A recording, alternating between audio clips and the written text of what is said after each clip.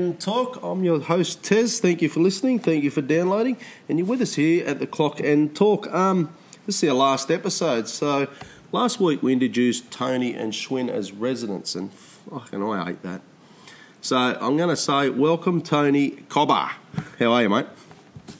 I'm good, and just to clarify what you said for any of our listeners that are worried, I'm hoping it's not our last episode ever. If it is, I've been sacked and not told about it. But I think he just means of the season, and we're going to carry on and do World Cup, and then we will be back next season, hopefully. Yeah, unless I have been sacked, in which case I hate everyone.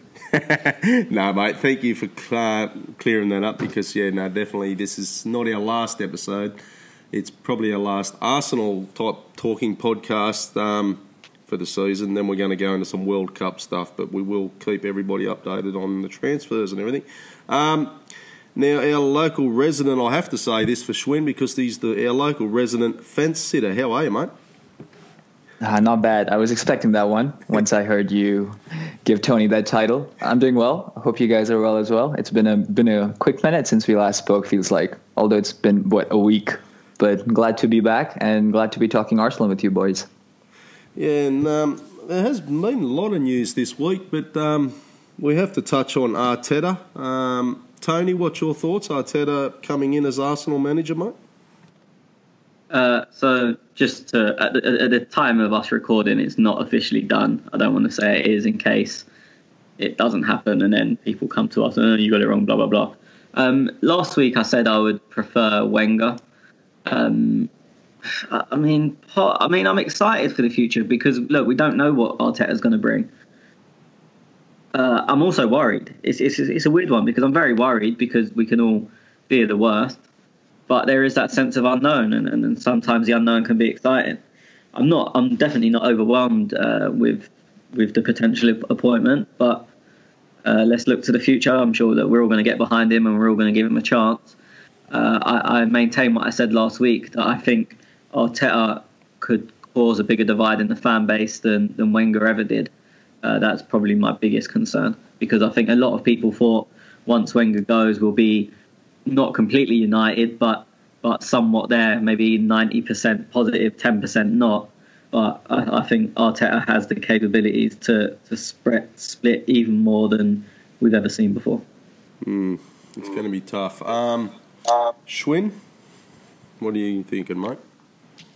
Similar, and it's a gamble. There's no other way of framing this. There's no other possibility of trying to understand what's happening here. I have to go back to my point that I made last episode, I think, or sometime on Twitter, that was this our first choice? That's what I keep thinking. I think that the Wenger announcement was made with someone in mind. I don't know who that someone was, obviously.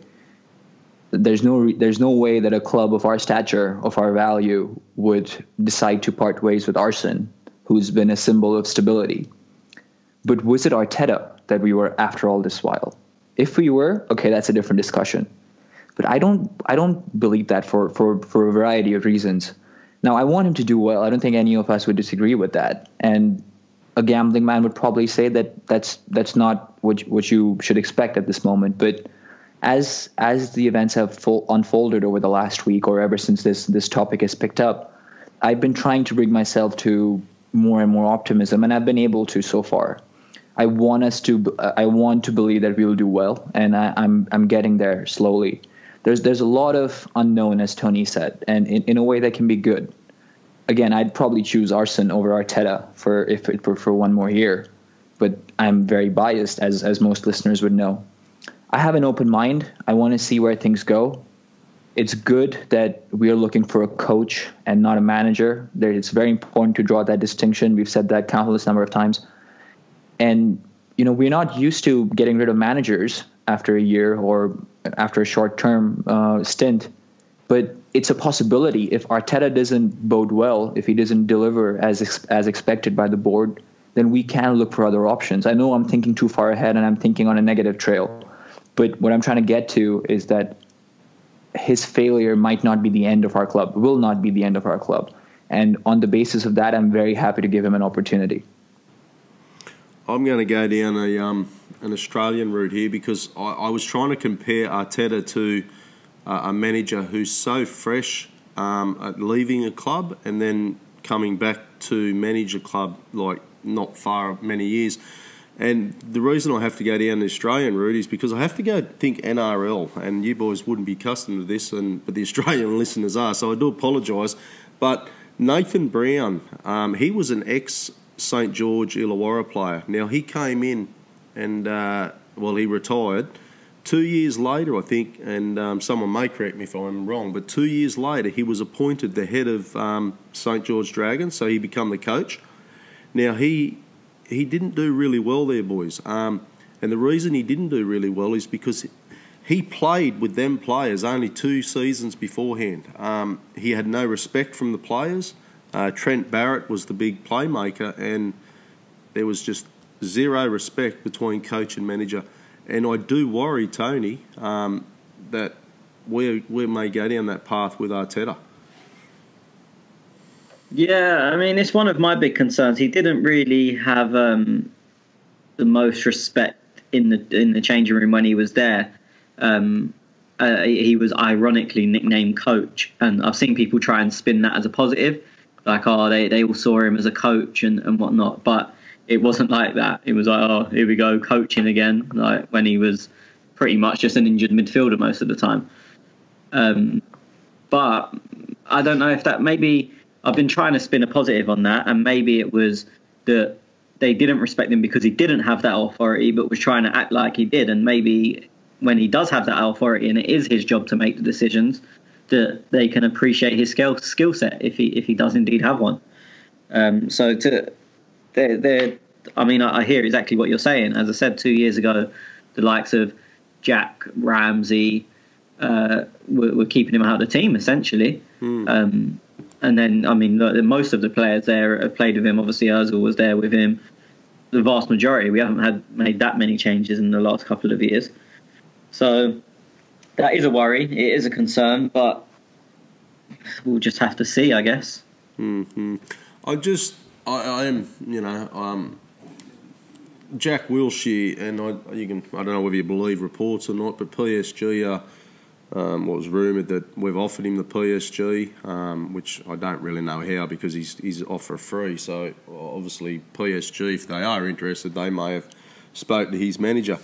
But I was wondering. Sorry, just to interrupt you, Tez. The report was his agent had offered him to PSG, not we had offered him. Okay, right. No, I see. That makes more sense.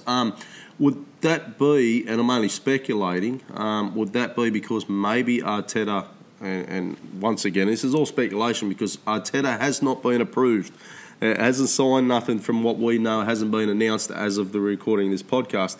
But would this be something to do with maybe Arteta said, look, Jack doesn't fit my plans for next season? I doubt it. Look, it's entirely possible, but the Husfami, I'm assuming, or the contract team, which is headed by Husfami, has been working on a contract with Jack for a long time now. I'd be very surprised if they would just all of a sudden drop all talks because who they're potentially bringing in.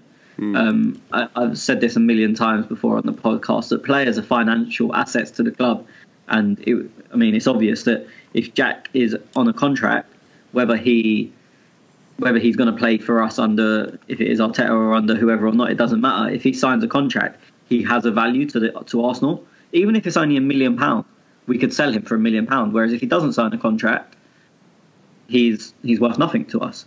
So I don't think Arteta coming in has changed things in that sense, because as I said, it's worth Arsenal's while financially to get him signed on a deal. Even if you sold him for £5 million, which would be vastly undervalued for Jack, it's still £5 million we wouldn't get anyway.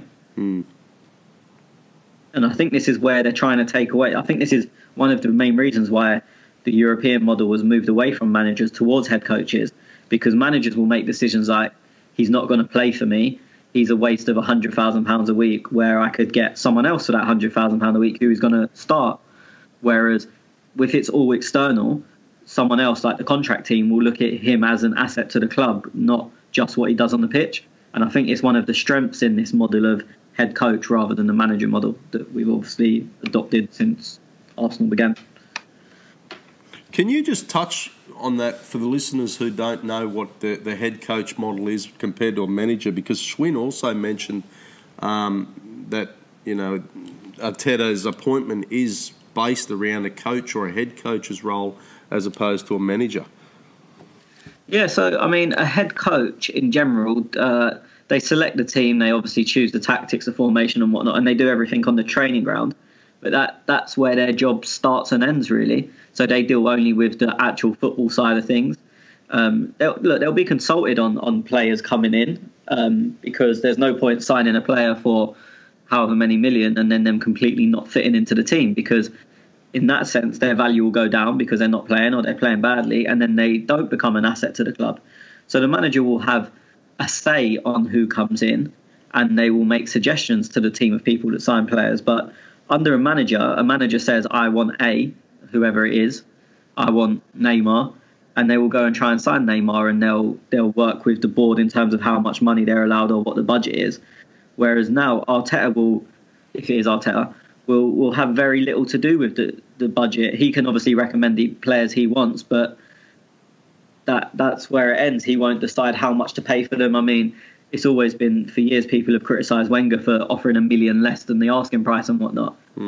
That won't be a head coach's job. That is now an external, whoever. I mean, if it's the contract guy, which is who's farming, or whether it's Raul's job, that will be in their hands, and to value players and how much they're worth and whatnot. So Arteta may say, or the incoming manager, or whoever this is, they may say, identify, listen, our weakness is a centre-back, or are we talking the other crew will identify that? So the head coach will say what he feels he needs, and he may even he probably will identify a player with it, and then it's up to them to go and do the job and get that player. Or if he's not within the affordable, within the budget, then they'll say, look, we can't afford that. We'll come up with some other options. You come up with some other options, and we'll discuss best who fits the team. So, say for example, you wanted a defensive midfielder, and the head coach may say, we want Kante, and they'll go, oh well, that's 80 million. We've only got 60 to spend on that type of player. So then they'll go, what about such and such, whoever, and he'll go, oh no, he doesn't fit for this reason, and they'll come to an understanding of someone that they think's gettable within the budget and would also suit the team. Okay. Schwinn, you're the American flavour in this podcast, mate, so I have to go to you quickly. NFL teams, they do a similar thing now, don't they? They have, and it's very, very rare that you will see one manager taking over the whole role. Even if you look at a dynasty, as we like to call them across the pond, and you look at the New England Patriots, which has had one coach at the helm for the longest time, even someone like them have a proper system put in place, a team behind the team that takes care of all those aspects, from financial to recruiting to negotiations and so on and so forth. You know, Tony's mentioned on the podcast a few times that it's a very European model, and to Europe, what England does is very alien. But we've seen the transition happen in England over the last 10 years, arguably since Chelsea came in and, Abramovich came in to Chelsea and tweaked things there. And we seem to be following suit with that as well. I think it's got its merits. It's obviously got some demerits when you can have the recruitment department at loggerheads with the coaching department. But in terms of the health of the club, I think it's the right thing to do, because it's more risk calculation. And a coach might not get his way all the time, but at the same time, there is a reason for that. And I know short term it can be very frustrating, but at this point, I think you cannot trust a lot of managers to come in and know all. You know, Arsene knew a lot of things in football, and even some things eluded him. He never saw the TV revenue coming in at such a rate. You know, our move to the Emirates was then, in a way, not that valuable to us because of the projections on revenue. But still, Arsene knew a lot about football and where it was headed. We don't see that sort of knowledge in footballers, in managers anymore. It's all restricted to on the field stuff. And there will be some frustration short term, but we must remember that in the long term, it's the right thing to do. Tony, these guys, obviously be in charge of selling and loaning players as well. Yeah, but again, it's in collaboration with whoever the head coach is. It's not like the head coach is going to turn up one day and be like, "Oh, where's Ozil?" And they go, "Oh, sick." No, the sick bit will happen. Yeah. They'll go, "Oh no, we've sold him to Bayern Munich." It's not. Yeah. Okay. So it's in collaboration. To be honest, with sales, sometimes it becomes a battle of who gets the final say. So, say for example, a player is very important to you and doing well, but then they get offered 30 million over market value. There's always an issue of who gets final say. So again, I'm going to just keep saying Arteta as if it is him because it looks most likely. So say Lacazette scored 20 goals by January, by the last week of January, and someone comes in and offers 120 million. Arteta could go, well, no, he's banging in the goals. We need him. But then the selling side of the team can go, well, he's not really worth 120. He's only worth, say, 80. So we're getting a good deal here. And that's then who makes that decision is one of the sticking points of this model, because a head coach can have the carpet swept from underneath their feet sometimes. Yeah, right. So it's stuff like that you have to work out. Whereas previously, under a manager model, Wenger could just say yes or no, and that was the end of it. But now there is all decisions are sort of made by a committee of people rather than by one or two people. And that's probably not a bad thing, is it? No, I mean it can end up hurting you if the example I just said, say we get offered more than the board think a player's worth and he's doing really well, and then in the end they outvote whoever the head coach is, and you end up losing a player because of it. Then it can cause tensions and maybe become somewhat of a bad thing. But there's going to be pluses and negatives of all systems. There's no one perfect system, otherwise everyone in the world would adopt it. Okay. Right. So on that note, look, we'll get into this last bit of our podcast with the end and loan. What are we doing? Selling and loaning out players. So what I'm going to do, boys, I'll go to each of you. We'll go through the players, and we're going to loan one, or loan them, or you're going to sell them, or keep them. Okay. So we'll go with the keepers first. So Cech and Ospina, Tony. Ospina I would sell, mainly more for him. He's never going to be a number one here. And Cech I would keep just for age and experience. So I'd buy a new number one and have Cech as number two. If Cech's happy with that. If not, he has to go as well. And you'd try and convince Ospina to stay as a number two. Whether he's happy to do that, we don't know. I would probably assume not. So if they both go, then you would have to sign two keepers. But in an ideal world, I'd bring in a number one, sell Ospina, and have Cech as number two. And I just better go on with Matt Macey, even though he didn't start for us, but he did sit on the bench. Well, if you're assuming Martinez comes back, then I would. Look, Matt Macey's never going to be an Arsenal player, so at some point he has to go. When we're having a clear out and when a new man or a new head coach is coming in and having new ideas, now seems as good a time as any to get rid of him. Okay. Schwinn? Same, ditto. We can move on. I would keep Cech as well, although I don't know whether he's going to be the backup goalkeeper for next season, so that's my only point of contention there, but otherwise I'm in agreement. Yeah, I'm the same, boys. Keep Cech, sell Ospina, and loan out Macey.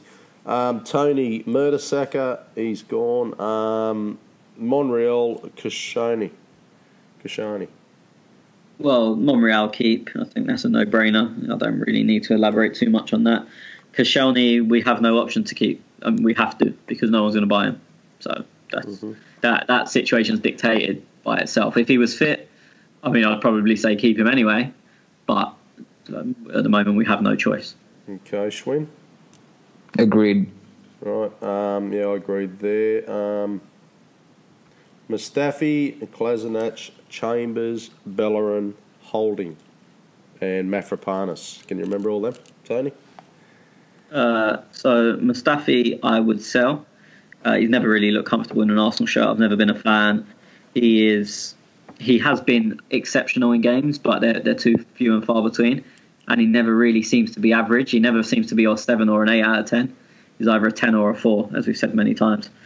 So I would sell Mustafi. Kolasinac I would keep. I'd give him another year. I think at times he did look good, and at times he looked awful. There's some things in his game he'll need to change, and I think it's fair to give him a chance to see if he can change them. Holding, I think, will be loaned out. I think that's probably the main reason behind signing a contract. So I think a loan for Holding. I think we'll probably keep Mavropanos and Chambers. But I wouldn't be, depending on who comes in, I wouldn't be amazed to see Mavropanos go out on loan. But at this moment in time, I'd expect us to keep Chambers and Mavropanos and loan out Holding. And Bellerin? Bellerin's a tricky one. I personally would sell him because I think he'd bring in quite a lot of value monetary compared to what he gives us on the pitch. I think you could probably replace what he gives us for a lot less money and then spend it in other areas if our budget is to be as low as the media would have you believe. We need money, and you would probably get 40 million for Bellerin and could probably quite easily replace him with a 20 million right back. So then that adds 20 million to your budget without a loss of players. It'd be different if Hector was performing every week, but he's not. At the moment, he's well, not even at the moment. For the last 2 years, he's not performed as a fullback that should command 40 million, but the rest of the world still seems to see him like that. Schwinn? I would keep all of them except Mustafi and Holding. I would sell Mustafi and loan Holding. Okay. Well, yeah, I'd sell Mustafi. I would Holding. I would loan. Keep Chambers. I agree with Tony. I'd sell Bellerin for the same reason Tony said as well. So I don't want to just echo his thoughts. Mavropanos, as I've said a few times, Chambers, Mavropanos for me are obviously the centre backs moving on the future if we don't bring anybody in, but depending on what the budget is. So yeah. Okay, Tony. We'll go through midfielders: Ozil, Santi, and Mkhitaryan. Well, Santi's gone. Santi's gone, is he? Okay. Santi, gone. Yep. Yeah, so that's taken out of our hand. And then the other two, essentially signed in January, so their decisions have been made already.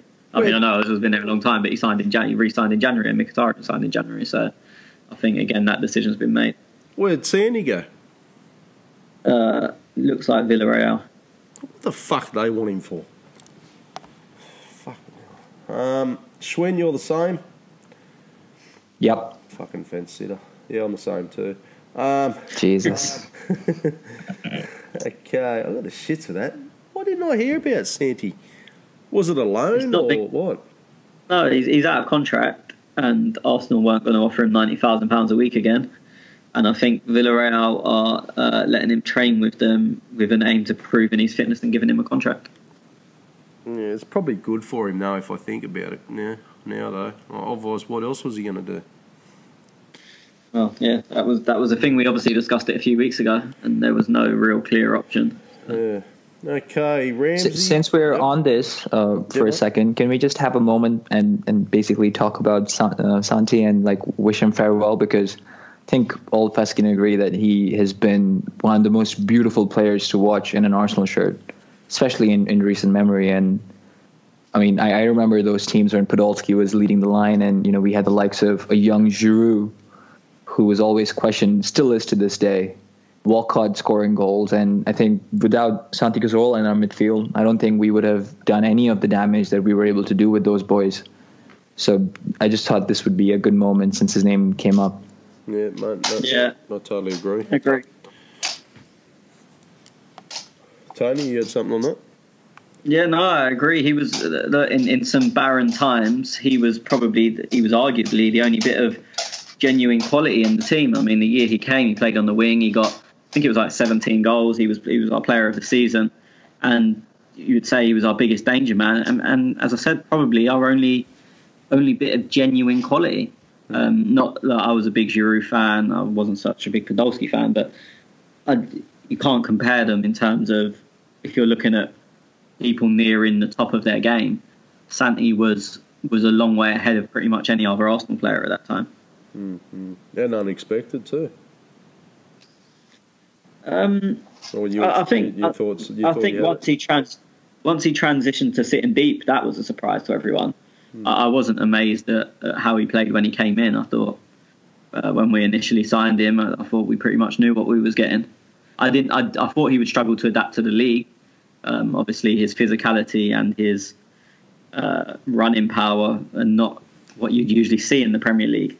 So I thought he may struggle with that, but he really did show that quality can overcome anything in this game. No, couldn't agree more. Okay, moving on now. Ramsey, Wilshere, Xhaka. So Ramsey, all depends on the contract.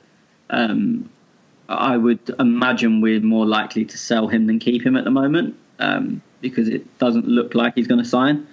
But I want him to stay. He's still contracted, though, isn't he? Huh? He's still contracted to us. Yeah, but he's only got a year left. So if he doesn't agree to sign this summer, they'll sell him. Okay. So I would like him to stay, but I would probably say selling is more likely than staying at the moment. Jack is probably the opposite. His contract's obviously up and he can walk on a free, but I would say he's probably still more likely to stay than go. Mm-hmm. Still confident? So, good to see.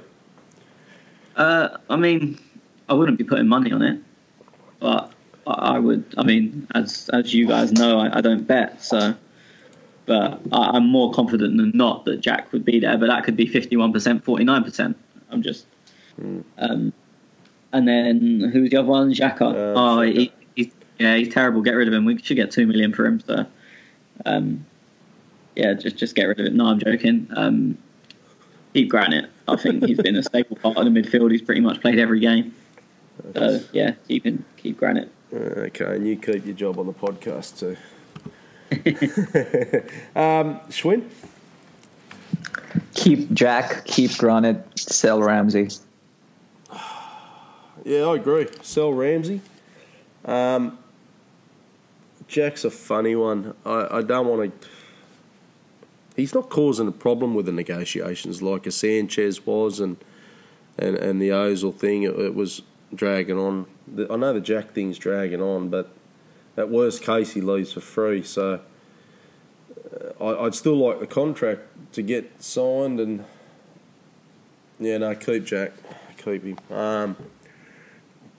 Get the job done, but then later down the track, if he wants to go, well then at least we can get some money back, make some money off him, I suppose. But then if he signs, he wants to stay, and we want to keep him. So, and Xhaka, the man legend, will stay. El Neni and Maitland-Niles, Tony. Both very good squad players, one with a huge potential for the future and obviously can play a couple of different roles. So I'd definitely be keeping both of them. And Schwinn? Keep both. Since Tony spoke on Maitland-Niles, I'll give El Neni a nod as well. As Tony said, he's a fantastic squad player, and as opposed to having a high ceiling compared to Niles, he's someone you can trust in tidying things up, and when the going gets tough or when you have to batten down the hatches to close a game out, El Neni is someone you can bring on and steady the midfield. So again, good squad players have a job to do off the bench, and I don't think they would mind doing that.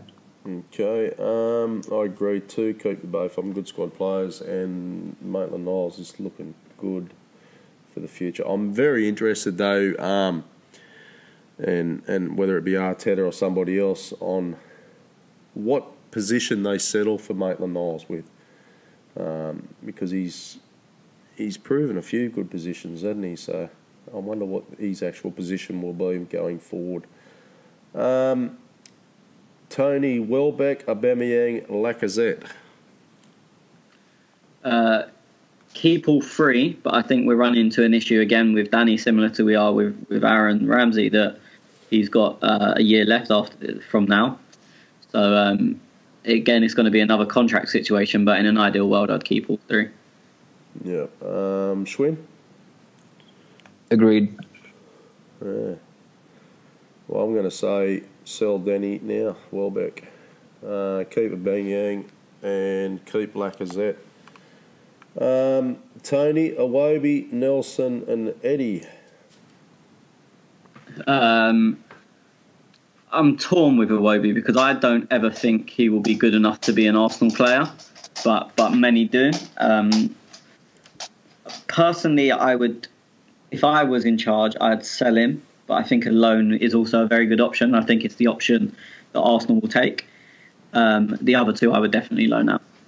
But it's difficult because you've got to get them loaned where they're going to get Premier League minutes. There's no point loaning them to either the Championship or to a Premier League side where they're going to sit on the bench all season. I'm trying to think, like when we loaned out Callum Chambers at Middlesbrough, he played every game when he was fit. When I know I'm going back a long time, but when we loaned out Jack when he was 17, he went to Bolton for 6 months, but played every game. That's kind of what you need. You need to find them guys loans where they're going to play. We've obviously had bad examples. We loaned Serge Gnabry to West Brom, and loaning him to a Pulis side was probably not the best idea, but I think he only played 8 games across the season. So we do need to loan Eddie and Reece, but we need to loan them in the right way. And I know it's been widely reported that he is going to sign, but we've still got to keep in mind that Reece still hasn't signed the contract. Schwinn?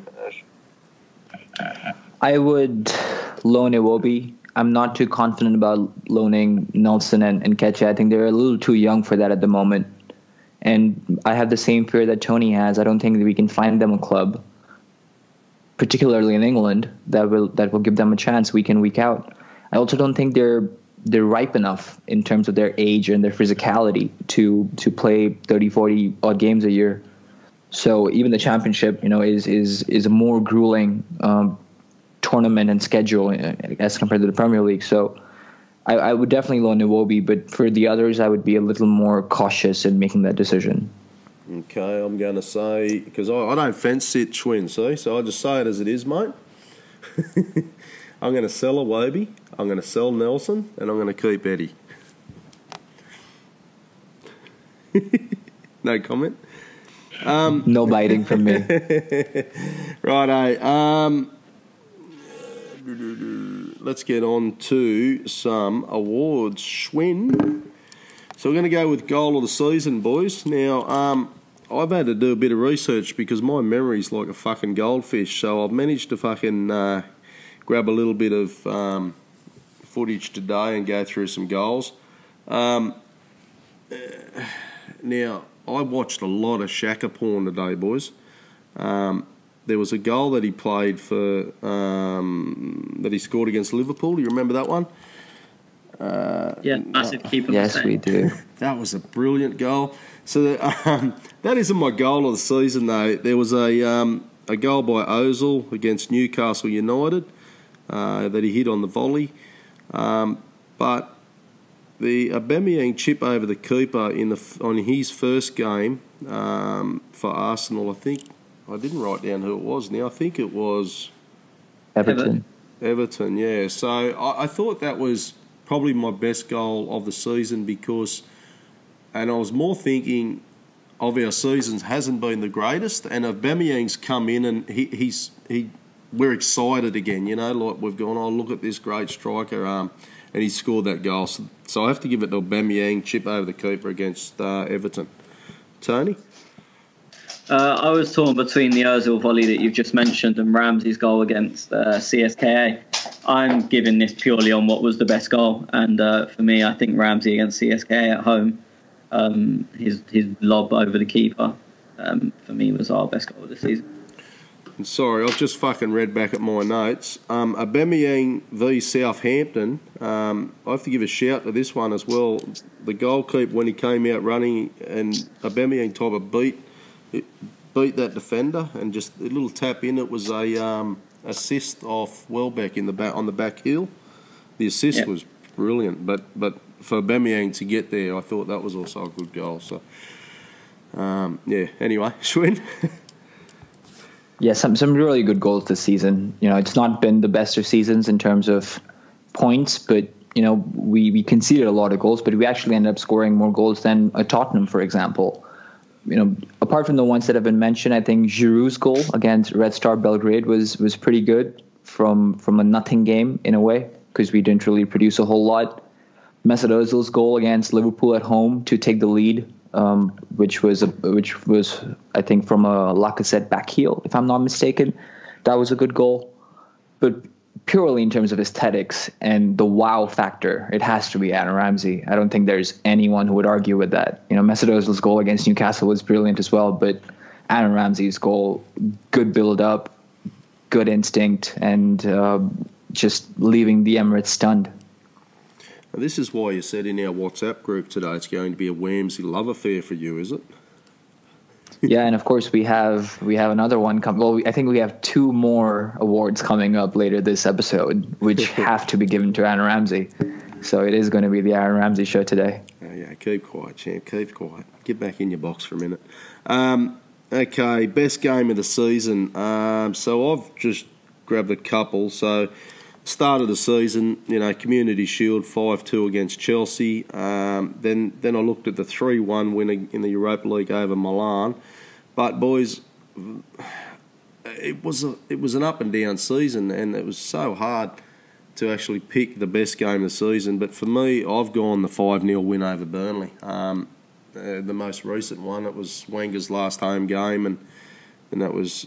It was a win that was exciting within a season that didn't have much excitement in it, if you know what I mean. So, yeah, that was mine. 5-0 win over Burnley. Tony?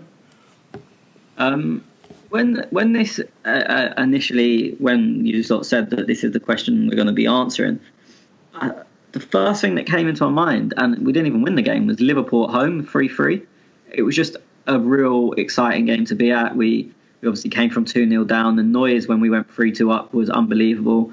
And then it ended a bit disappointingly. I think if I was a neutral, I would definitely say that.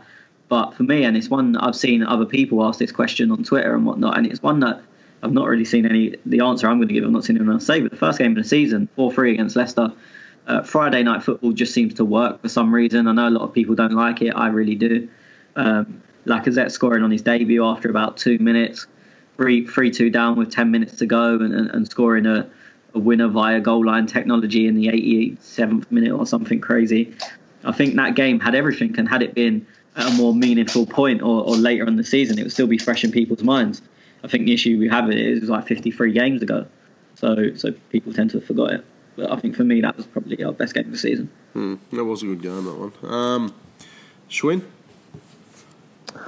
Look, apart from the ones that have been mentioned, I would like to give a nod to the North London derby at home. I thought we played very well on the day and obviously got the result. Then Arsenal-Everton, I think the one at the Emirates, of course, when Mkhitaryan and Aubameyang were involved, that was a very, very good game, and the scoreline was not at all flattering. Irrespective of how we played, I think we could have gone on to score more goals that game. So in isolation, there have been really good games, but I have to agree with Tony when it comes to the Liverpool game. I mean, as a spectator, even from afar, I thought that was the best game of football I watched the Arsenal play, even though we didn't get the result. But it was also against a team that has made it to the Champions League final. So, you have to give us some credit there in hindsight. And as Tony said, even on the TV, it seemed loud, when Mesut Ozil scored that goal. Disappointing that we didn't get the win that day, but it was just 2 good teams that came to play football, and there was no really parking of the bus and none of that bullshit going on. So it had to be that game for me. The only reason I didn't mention the Tottenham win in that game, because I thought it was a fucked season. And if the highlight of my season was beating Tottenham, and I know it's a highlight for a lot of Arsenal fans, it's great to beat Tottenham. But, boys, I want more from my club than just beating fucking Tottenham. I don't want to be like them and go, no, we beat Arsenal. Fuck off, you flogs. Fuck off, you cunts. Anyway, lads, next one, worst game of the season. So I I looked into a couple of the cups mainly. The Nottingham Forest 4-2 FA Cup loss was hard. And then, obviously, the EFL Cup, we're thinking, we're in that. But then we lost that to City. But most recently, Europa League, 1-1 draw at home. We went over to Atletico knowing that what we had to do, but then we lose the game 1-0 and bow out of the Europa League. I think that was probably the hardest loss of the season for me. Tony? City in the cup final. We were just spineless. I could accept losing that game. City are obviously a very good team, but we were just toothless. It was men against boys. Schwinn? Liverpool versus Arsenal early in the season. Alex Oxlade-Chamberlain's last game for us, and I thought that day we were absolutely dreadful. No one wanted to play. No one wanted to be there. The team selection was poor, considering Alex wanted to leave, and Alexis Sanchez was useless that day. I think as a team we really let ourselves down that day, and for all the traveling supporters that went up there, that's not a sort of performance you expect from the Arsenal at an occasion, because that's what it is, going to Anfield and playing a game of football. And I thought we were really, really bad that day. I'm surprised none of you boys said because I did look at that game today, the Manchester United game, where they got a red card and they're down to 10 men, and we still lost the game, I think 3-1. So I watched that game back today and I thought, fucking hell, how couldn't we win that game? Yeah, but I mean, it was already 3-1 when they had the red card. That's like a journalist that Arsenal lose to 10 Man United. It's not really what happened. Yeah. And I think it's one of them, we played so well. Obviously, you're disappointed we lost, but there's times we've lost and not played well. So for me, they come way beyond that. That probably wouldn't even be in my top 10 of worst games this season. Mm-hmm. Yeah, okay. Okay, best moment. Now, the best moment for me of the season, it dragged on and on and on. It should have happened in the summer. The Sanchez saga, and it was so, I don't know what the word is, boys. It was just painful watching it. The media were carrying on about it. Sanchez as a player looked miserable. Then come January and he'd gone, and I thought, wow, it's over. The saga's finished. Let's move forward. And at that moment, I was quite happy. So that was probably the best moment for me. Tony? Yeah, I think what's worrying here is probably all three of us are going to be off the pitch, which probably shows why we finished where we finished. But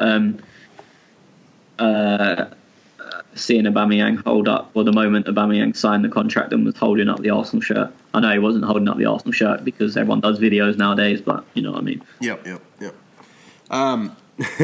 And just so all you are aware, we haven't even spoke about who's picked what is, so this is off the cuff for all of us. Schwinn?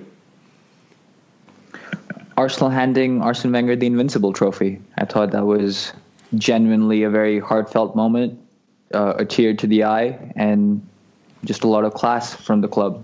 So shows what we represent as a union, as a club, and you can't touch this. No one in the Premier League can do that, and no one in any league can do that, and we did. So for me, that was a very, very touching moment. Now the worst moment. Now I've had a couple here, boys, because I look back through at our season, and I'm always, a bit like, what if? The shit fight that went on a little bit with Oxlade-Chamberlain, I thought was a really. I know at the time it was a good decision because he wanted to go. The contracts weren't happening.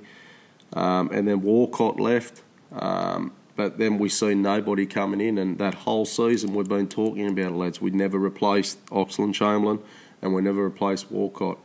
But where it comes to, and Glenn Baxter's probably going to be a little bit like this because I know Glenn very well and he had a fucking tissue crying and whatnot.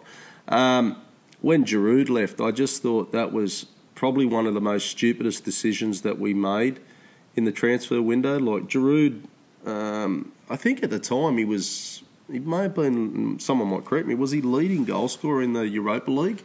Or was that Walcott? Walcott, was it? But I just thought Giroud playing Europa League and Walcott, both of them, when they left, I thought that was probably our worst moment for the season. Tony? No, I mean, look, I like Ollie, and it was disappointing to lose him, but I fully understand why we had to. Worst moment. This is where I really should have done research. I've got to go with, and it's the same as my worst game. I've got to go with City holding up the trophy at Wembley after a toothless performance from us. or very close run second, is not putting Atletico to bed in the first leg when they essentially played 90 minutes, including stoppage, like when you include stoppage time, with 10 men. That's hard. I think it's a toss-up between them. Yeah, again, the reason I choose City over Atletico is because we played quite well, and again, it's when you played really well, you're obviously disappointed, but it's hard to be too angry. You can be disappointed but not angry. Whereas City in the cup final, I was both. Okay, Schwinn. Atletico at home, no doubt.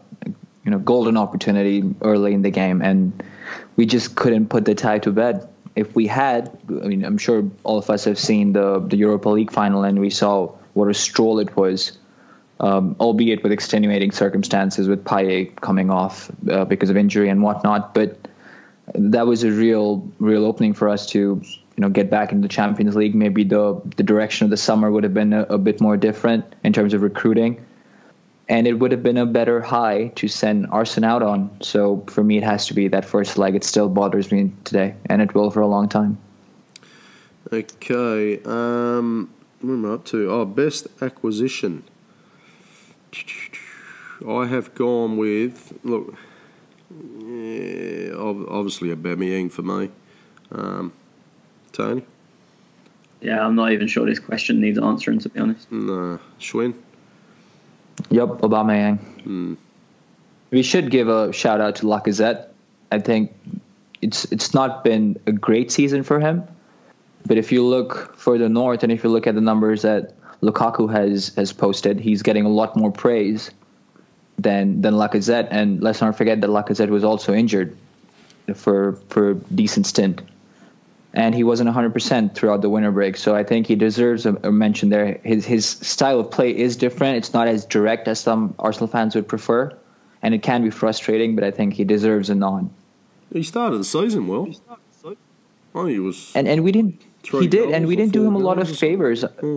I mean, if you think about it, he played the first half of the season pretty much in tandem with Alexis Sanchez, and that's where he's, building his partnership with. And we ship Alexis out. We bring in Mkhitaryan and Aubameyang, who already have a relationship. And then Lacazette has to sort of thrust himself back into that equation. So it can never be easy. Psychologically, moving to a different country, environmentally, there's a lot going on. And for someone who had a lot of pressure on them as our most expensive signing, I thought he did decently well to cope with that and keep calm and carry on, essentially. So, of course, Aubameyang, in terms of his return, has been exceptional, probably the best this season, despite only being with us for the past few months. But I think Lacazette does deserve a mention.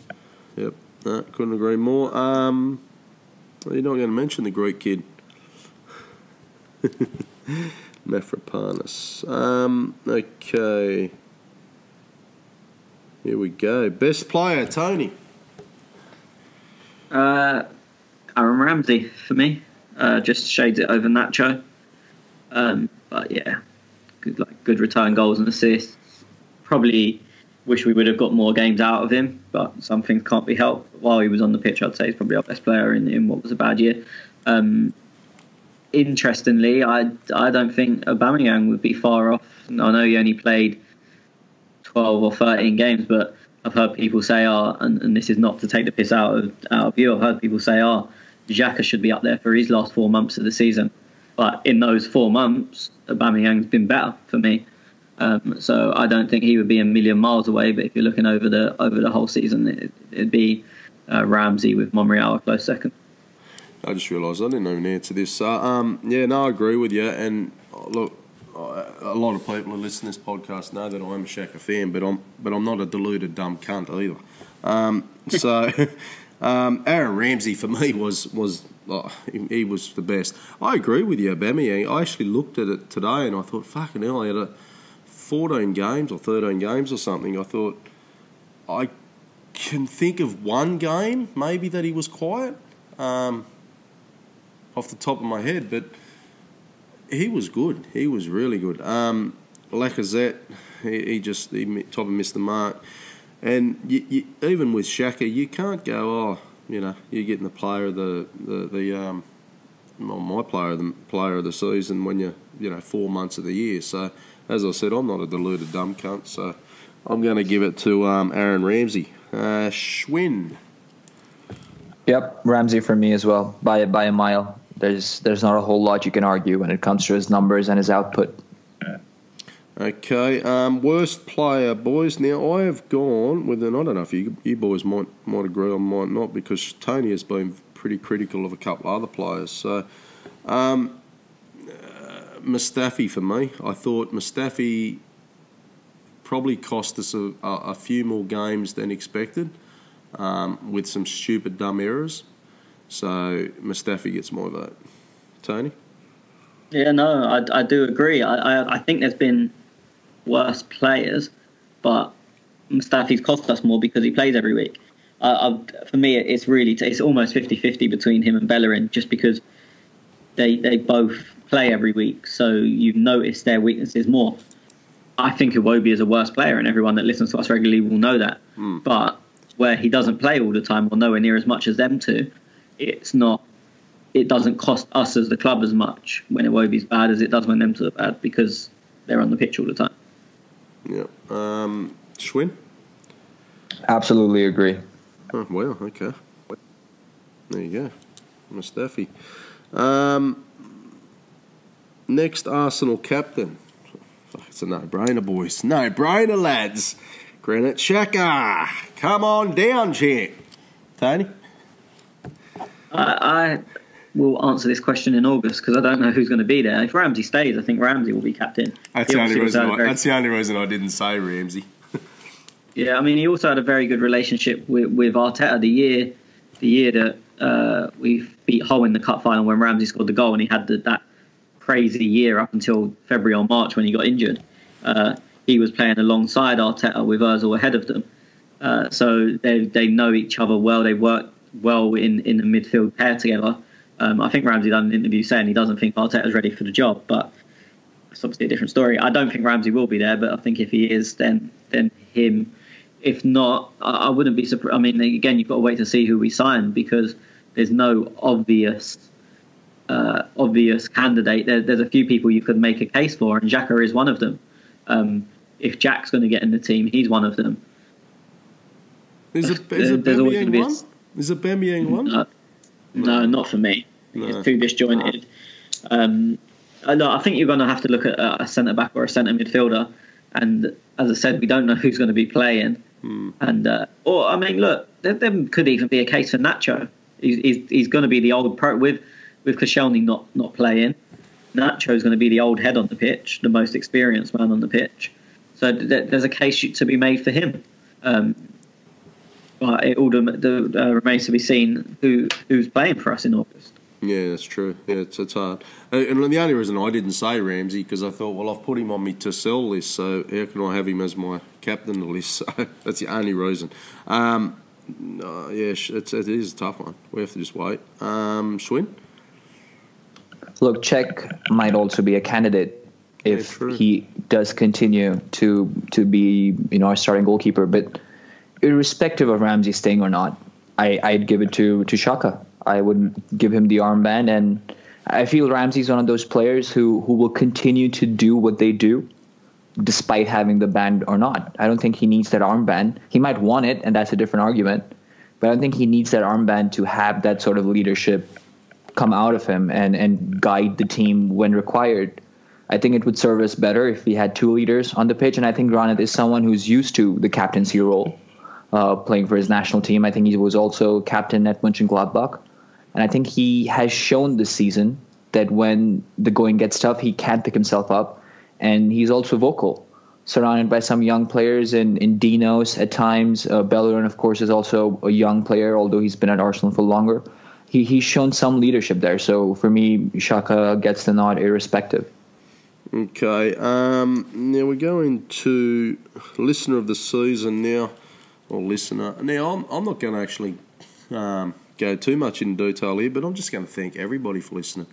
The support that we've received this season. This is our first season doing the Clock End Talk, and our listeners, the interaction on Twitter, the banter between different characters. I'm just thinking Shree the Gooner. He's one who rolls off the tongue.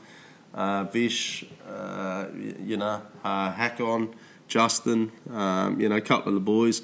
It's just great to have a yak to you lads talking Arsenal each week and, interacting with you all. So, Tony, you got any to add there, mate? Yeah, I'm not going to give any names because I'm happy that anyone listens and interacts. To be honest, when we started doing this, I basically thought of it as I'm talking football with you, and obviously at the time it was Carl and Savvy, and I didn't really expect anyone to listen. Like, why does anyone want to listen to what we have to say? In reality, I just enjoy talking about football with people. So in my head, I had an audience of 3, which was you 3, and anyone else as a bonus. So to see us grow to what we have, and we've obviously adopted a fence sitter along the way. I just want to thank absolutely everyone, and interestingly, I'm pretty sure, or any sales pitch to us, I think Schwinn was a listener at one point who just contacted us and has become part of the team. So again, that's another listener we have to thank. Now I just end up arguing with him every week, but he was still initially a listener. Schwinn, who you got to shout out for, mate? I'm very kind, very kind. I don't want to single out anyone. I think it's brilliant that a lot of people have decided to hear us waffle on, as right or wrong as we may be. But there would be some people I would mention just because of how long they've been with us. I mean, the Texas Schooner comes to mind. MAA Gunner, who used to be MAA Gaming, I think, back then. So look how far we've come. That names are changing. Zain Ali, who tweets us and DMs us when it's next podcast out. It might not be ready, but it gives us motivation and gives us excitement that people are not only listening, but they're actually actively waiting to hear the podcast. Glenn Baxter, of course, since day one, he's been a big supporter. And I'm trying to think of others. I don't want to miss out on people, but Jonas82, Aaron, who's obviously sending in questions every now and then. Hacken always sends in good questions. So there are many more that I want to name out, but you would probably do that on Twitter as opposed to here and give them shout outs and thank them for their support. Yeah, no, that has been great. And I just opened Twitter actually. RC or Zorro Bobby's another one. I think I mentioned Vish, but MAA Gunner, what a classic. He was MAA Gamer or something. Yeah, it was Gamer, and changed it. And there's just so many. It's actually overwhelming and fucking brilliant, lads. So, anyway, thank you everybody for your support all season, and thank you for interacting and talking to us and enjoying the podcast, and we're glad that you guys are all listening. So, okay, we will move on though, because I did also ask the question of the most memorable moment from the pod, and I couldn't actually single out one because there were so many good ones. So I'm just going to read through a couple, lads. Have you got it up, Tony or Schwinn? No. So I'm just digging through here. Bear with me. Fucking hell, everyone's up you, Schwinny, with the fence sitting. Useless cunt. Of course, it's a myth that's been translated into reality, so I wouldn't blame them. Open up, there's a cat walking on the fence. Okay. That was me. Oh, was it? Smurf 1. So my favourite moment on the podcast is Bella and VA, Arsenal Fan TV, and exposing some of them as actors, and Tez's loving for granite. Keep it up, boys. One request: as a female, would you like more from a female perspective? One of the boys, I think might have been Tony, did answer, yeah, we are trying that, but the time differences does show, but I'm happy to sit out for the week to get some female on. Although Schwinn might get a bit shy if he talks to female, so we might just be a Tony podcast, that one. The fuck did that come from? Well, we've got no goats around. So. That's one for the bloopers. Do we have to go down that path now? I wish I recorded that. We would probably lose half our listenership if people heard what that was all about. Let's just say it's no arranged marriages. Okay, Hakon Larson. I've lost it now. Best moment has to be each day when the new podcast's available. His 50-minute drive work just feels like a 5-minute drive. You guys do a very good job, and looking forward to every week. Keep it up, guys. We'll We all appreciate what you do. Thanks, mate. We appreciate listening as well. RC, my favourite episode was the episode after Bellerin versus Arsenal TV, and you lot laid in Arsenal TV good and proper. And we have to thank Gooner Gimley for that. Wasn't he fucking on fire that day, boys? You even had a lash, didn't you, Schwinn? What's that? You even had a lash at Arsenal Fan TV that day, or Tony, one of yous did, didn't you? Yeah, it wasn't me. Yeah. It wasn't me. I can tell you that. I'm a very live and let live sort of person, so I'd probably not do any more of that. That was a good podcast, though. Oh, it was so much fun, and of course, bloopers from that episode would have kicked ass too. We could have made a whole episode out of the bloopers of just from that one. Yeah, I know. But yeah, we'll save that for next season. And then we had DT and all his fucking band of brothers rolling on the far. It was a fucking classic. Okay, Glenn, how much we get for Shaka question? Fuck off, Glenn, you queer cunt.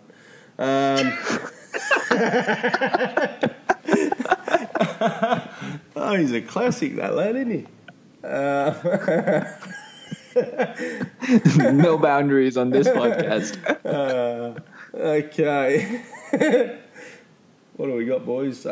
Shree. Oh, fuck, another cheaty bastard. For me, it has to be Schwinn being the fence sitter. Oh, fucking hell. What a classic. Hard to look past that one. Another favourite was Tezza having practiced a 3-letter word. Syllable. What was the word? I can't remember it. What was it? Shree. It was Shree. Oh, that took me for fucking ever to learn that. Side note, he's got me on this one, though, because I actually do watch the cricket, and I didn't realise he's got the last name as a fucking test bowler or ex-cricket player. Oh, fucking hell. Murali. And I could never pronounce it. I'm like, oh, for fuck. Anyway. Well done, Shree. Good on you, buddy. I learnt your name. You're a fucking legend. MAA Gunner. One for the memorable moments is Kevin Campbell when he came on. When you were meant to answer a question each, and Kevin answered them all. Tony and Schwinn were too polite to tell him. Yeah, they just sat there like star bowlers of piss, didn't they? That was a good one. That was a brilliant episode. I think it's also, well, we'll get to that. Never mind. Thanks, Arson. Now, this is why I asked if you boys got this up. It has to be Tez's pronunciation. He may have to quit if, and I can't even say this cunt's name, so if somebody joins... Socrates. Who is it, Tone? Socrates. Yeah. Who is he? Dortmund centre-back. I mean, they call him Socrates because his second name begins with P and has about 37 letters in. Wow, okay. Papadopoulos or Papadounis or something, I can't remember without having it in front of me. But yeah, Socrates is pretty easy to say. Yeah, Socrates. Socrates. I got that. Socrates. Yep, got it. Okay, the Texas Goon. Love it when Tez pronounces Mafropanis. Jeez, is this all about my pronunciation, lads? Oh, no. Schwinn. Yeah, Vish, I'm with you. Vish is wondering, mate, just pronounce that German team of yours again. I think I've dropped out of the call. The Red Bull team. Salzburg. So that was his favourite one. Justin, Schwinn's fence sitting and Tez loves for Shaka. Jonas, Tez and his love for Shaka springs to mind. Yeah, right, fucking hell. Jonas, the last 6 to 7 minutes from the Wenger Says Goodbye episode. Been listening to that about 1,000 times. What was that? Oh, that was that song that I put on the end on one of the podcasts, wasn't it? That's brilliant, isn't it, though? Because we tried to, think of the best way of doing that, and I think we found a good soundtrack. And then, of course, Tony advised that we can just use the speech that he gave. So I thought that came along very well. No, that was good. And it worked out well too. And then we talked about that movie for a while. I had to watch that movie again. What was it again? Interstellar. What a fucking movie. Okay, RC. Tough question. Better get thinking. Typical fucking Aussie. Forgot to think. Didn't fucking answer the question. You did, though. Good on you, lads. So that was just a couple of memorable moments, and that was season 1. So next season, though, I've instructed Schwinn to get the bloody blooper roll going. I'm just looking here. There's a couple for... Was there one for Tony here somewhere? I just can't find it now. I think it was his love for Jack. Somebody mentioned. Yeah, that got mentioned a couple of times. Yeah, there was a couple of mentions there. I just can't find it. Well, there was a Jack. There was a whole not calling Jack for a few weeks. That's right. It was Baltimore when we called him Baltimore. Yeah. How can you not pronounce Voldemort? Voldemort. Oh no, fucking! Christ, who is this guy? Where did It's got more than 3 letters in it. I don't watch fucking Harry Potter. So you can say Harry Potter. It's not Harry Potter. Fuck off, cunt. Voldemort. Is that it? That's the one. Yeah, that's the one. You'll ask him next week, though. Righto, lads. What a classic. Anyway, Schwinn's probably fucking recording these bloopers now. Okay, so also there was a guy, and I'm fucked if I know who you are, mate, because I tried looking for you in the DMs. He's creating a bloody new intro for us. So I apologise if I haven't got your name up, because I looked for it yesterday and the day before and couldn't find it. All there is fucking Tony's love affair for selling tickets in the DMs, so it was very hard to try and scroll through and find it. I'm just helping fans go to games they wouldn't usually be able to go to. Yeah. And while we're actually on money stuff, remember we're doing a World Cup sweep too, so Tony, just go into that a little bit, mate, while I try and dig up some user questions for this week. Brilliant. You could have given me some notice because I can't really remember the category. So we're going to do a sweepstake of the World Cup. It's £10 entry or local currency equivalent to £10. So I think in Aussie it's $20, as reliably informs me. And we're going to we have to work out the percentages, but we're not going to make any profit from it. All of the money will go out as prize money. So I think we was looking along the lines of the winner gets about 75%, but to keep it interesting for everyone, we're going to do the worst team gets the person who has the worst team. So that'll be judged on lowest points in the group stage, and if there's some equal, it will go on lowest goals scored. So that person will get some prize money back. The runner-up will get just their entry money back, so it's not cost them anything. And then we was going to do a shock of the tournament, as in a surprise team done better than expected. We will poll that on Twitter. We'll decide 4 between us. And then we'll put a poll on Twitter. And the person who has them also gets some prize money. As I said, we haven't worked out who gets what yet. But we're still looking for entries. I think we've got about 10 people said they're going to enter. And there's 32 teams. So we've still got about 22 spaces.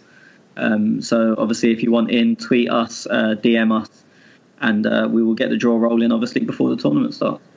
And those who are thinking, oh shit, I'm not in London or Australia or whatnot, don't worry, we can do PayPal, and if you got fucking some weird currency, we just have to convert it to make it £10 because that's what we're working on. So get into that. Okay, boys, so I've got some... No, not going on to questions just yet because I've got a couple more awards quickly. So the best listener question, look, and this was the one that fucking bugged me for days and days because I literally do no research on this podcast. I don't even open the question thread before I even look. I literally, and sometimes it works well for me, sometimes it doesn't. I literally turn on a microphone, open Twitter and start rattling off about the game or talking shit. Now, this fucking question, I answered it on the podcast, and I realised afterwards, I went, I fucking hated the way I answered that. I didn't even think of what I was saying. And I think you boys give me a bit of stick for it as well. So, sell 3 players and buy 3 players by Aaron Sando. And that, for me, was a question that really stuck into my mind because it bugged me for fucking days. I think I was still talking to the boys in the WhatsApp group going, oh, these are the 3 that I'm fucking selling. By that stage, no, can't give a fuck. So we moved. Yeah, on. we'd moved on. We'd moved on. We'd played 2 further games since, and then suddenly you'd wake up to a message at 4 a.m. saying, "Oh, I should have sold him." And you're like, what? What's he about? So that has to be my my listener question. Have you got one that comes to mind, Tony? Again, I've not got one individual one. I can't remember who asked this, and I don't mean to offend, but the one that made me laugh the most is, would we concede less goals with less individual errors? And I don't mean to disrespect anyone or anything, but I imagine it was asked in an emotion after a game after someone had made a mistake. But that question literally had me in tears laughing when it came in. Schwinn? I am trying to think again. I also fall victim to not preparing, especially since I've been on my travels. But one question that really was interesting to me was the change and the evolution of the number 10 role. I apologize for not knowing who asked the question. Hackman, wasn't it? Yeah, I think it was Hackman. Was it? Yeah. Yeah, I mean, Hacken has been sending in good questions anyway for the last few weeks, and he deserves another shout out here. But there's Red Fulcrum, who sends in very good questions. Sanjay Tarani, of course.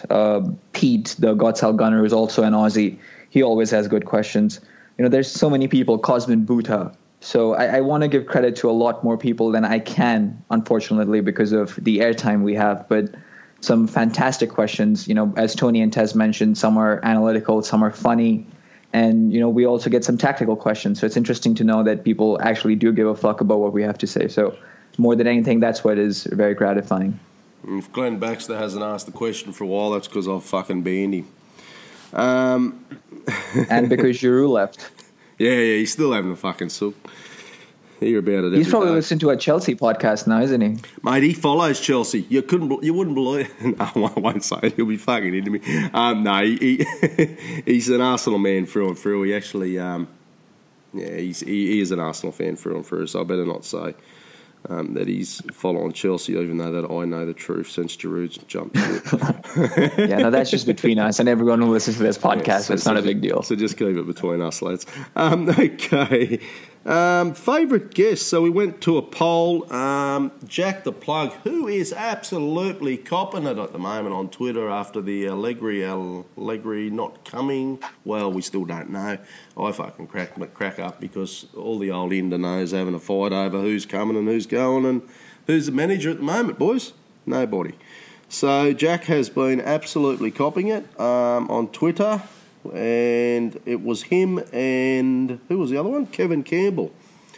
So Kevin took out the best or the favourite guest in a poll.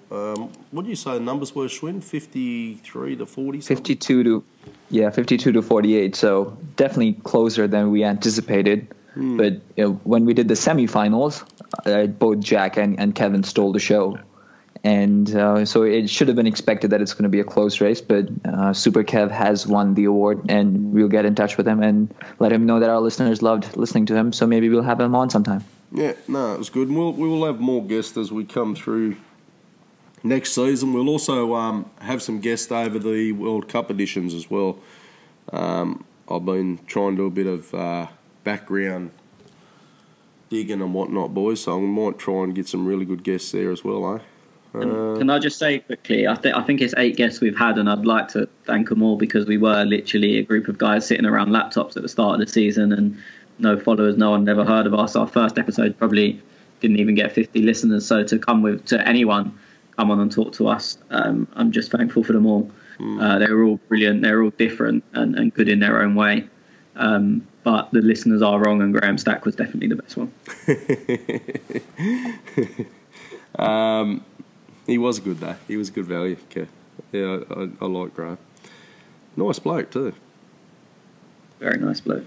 Okay. Now, favourite episode. We type of touched briefly on this earlier because I didn't really have an answer, boys, but I enjoyed Gimli's spray at Arsenal Fan TV. For me, that was just a fucking classic. You got any others, Tony, that comes to mind? I've just given it away by saying the Graham Stack episode. I mean, I can honestly say this. I've never listened to a single episode back because I've obviously heard it all when we were recording it. But I really enjoyed the Graham Stack one. I thought there was some brilliant insight into not only him but how things work at Arsenal, and there's some real good questions answered. I mean, a lot of us, including myself, have always hammered Jerry Payton for being a useless goalkeeping coach. So to hear Graham's view on it, and it completely changed how I thought about things. And he's worked directly under the man. So I think things like that, it gave us probably the best insight into what it's like inside Arsenal now. I know Graham hasn't been there for over a decade, but a lot of the coaching staff remain the same. Whereas obviously Kevin Campbell was a bigger Arsenal legend than Graham Stack's, played more games, obviously scored more goals and won more trophies. But I think Graham gave us a great insight into what Arsenal's like right now, or at the time, what Arsenal were like at exactly that moment. So I, from a personal note, I really enjoyed that one. Yeah. Schwinn? The one with Gimli. I think we've done some really fun episodes, some very serious ones where we've dived in deep and done some introspection as to how things have been going wrong. But that was a very enjoyable one, and one that I think our listeners have remembered very dearly, and I think all of us will as well. So that one gets my vote. Yeah, we did a shout out on the poll, but there were some good ones on the Dortmund America guy. He gives a good insight of Aubameyang, and he was pretty much right on. Obviously the first goal, the chip over the keeper. So, and he said that's what you're going to get out of Aubameyang. So that was a good little insight. Who was the guy from Italian Fan TV, Schwinn? Michael. Yeah, Michael joined us. Yep. Yeah, Michael was there. Jack was there. So no, we've had some good guests on. Who else am I missing? There's a couple more. Graham Stack, Kevin Campbell. We had Andy on from Gooners in the USA, of course. Andy, yep, for the Gooners of the USA. Yeah, good lads, nice boys. And Gimli, who is, floats around and does a bit of stuff for us when he's available, and I think he's doing other things, I'm not sure. So, that's good to have Gimli always popping in. Okay, boys, I think that's all the awards. What about the Spunk? Oh, yes, the Spunk Award. Now, I said to the boys, let's do this one because Glenn Baxter was very upset about Giroud leaving, so I've got to find him a new Spunk. So, the Spunk Award, I have obviously put Granit Xhaka.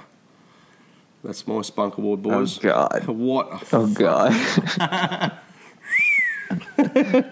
That's who I've had to put down. So I don't know what to say. Tom Cruise, he's got Granit Xhaka. Jesus, some serious propaganda coming from that side of the world right now. If there's any female listeners out there who listen to us, let us know, because look, it's. I won't go. Also, let us know why you listen to us. Apart from the fact why you like Granit Xhaka, but do let us know why you listen to us, because the word "cunt" flies around a lot on this podcast. Sit down, cunt. Listen here. Listen here. I reckon Granit Xhaka would be up there for the Spunk Award for any of their female listeners. So let us know at @clockend_talk, and I'm sure Granit Xhaka would be high up on the list. Tony, who's your nomination? Surely Ramsey wins it. Surely. Really? Really? I mean, you're asking the wrong person. But no, I'm not like that either. So. That's why I said put it to some female listeners. Yeah, I mean, I would be amazed if Ramsey didn't win it. Funnily, this is a complete side story, that one of my mates was like a big Giroud fanboy. He was the English Glenn Baxter, so to speak.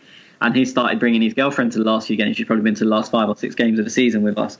And so she'd never seen Giroud, didn't really know who he was. And I was talking about her boyfriend's love for Giroud. And she was like, "What are you on about?" So I got a picture up, and she was just like, "Yeah, fair enough." So, yeah, I mean, I think Giroud was the obvious and clear winner of it while he was here. Yep. But now he's not. So it's open for debate. All right, Schwinn, who you got, mate? Oh, it has to be Ramsey. I think he's the prettiest boy around. I would like to give a shout out to Calvin Chambers. I think he's a decent looking bloke as well. But no one even touches Ramsey, do they? Granite Xhaka. Nah, I mean Xhaka's got a bit about him, no doubt. And we might be getting into dangerous territory here in not too long, so it's best to steer away. I tell you what we'll do. I'll tell you what we'll do. On. Let's poll it. So we've got Xhaka, right? We'll go Ramsey. Right. Carl, give us two more. Give us two more pretty boys. Chambers, I'll throw Callum Chambers into the mix. Yeah, I think he's got something about him. No. And don't say Jack Tony because he's as ugly as a busted ass. Tony? Well, he's named Voldemort, so obviously. He actually does look a bit like Voldemort.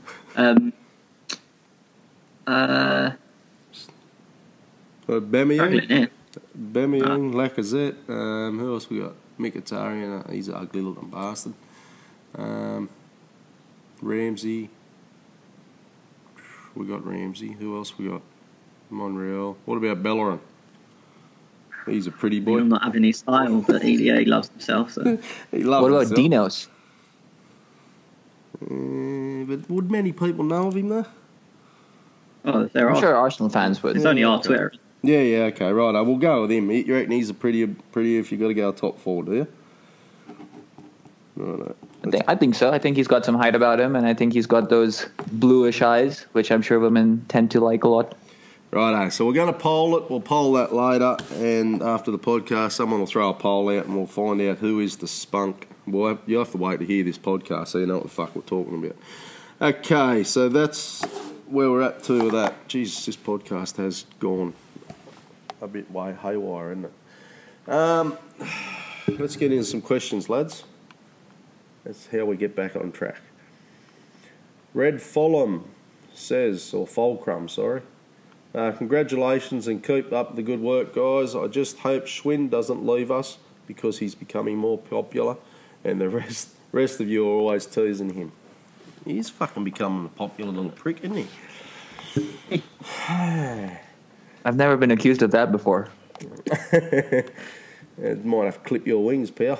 What do you want? No, look at the bloody... Look, he's in here fucking commenting. He's wanting pay rises. The bloody... What about the Ferrari we hired for you? Well, I needed... That was just a bonus. I'm still waiting on my wire transfer for my upcoming travels. Shree says... Shree the Gooner, listener of the season, and congratulations... Oh, asking us about listener of the season. Well, we've said everybody, mate, because I couldn't think of one. And congratulations for the first season of Potting. Thanks, mate. Vish, with the news that Arteta is about to be announced as Arsenal manager, I cannot help but think the Arsenal board have bottled it once again. Great managers would gladly accept the role of the vision for the club was more ambitious and worthy of their experience. Tony? Yeah, I mean, there's not really an answer to this, but it poses a question in itself, and I would love to know, and as I'm sure pretty much everyone else would, what the reasoning for it was. And we'll probably never know, because if he is announced or when he's announced, they'll come out with a load of spiel that says he was our number one choice and blah, blah, blah, and this, that. But I would love to know internally who was for it and who was against it, and what were the reasons that they chose him over some of the people that were available.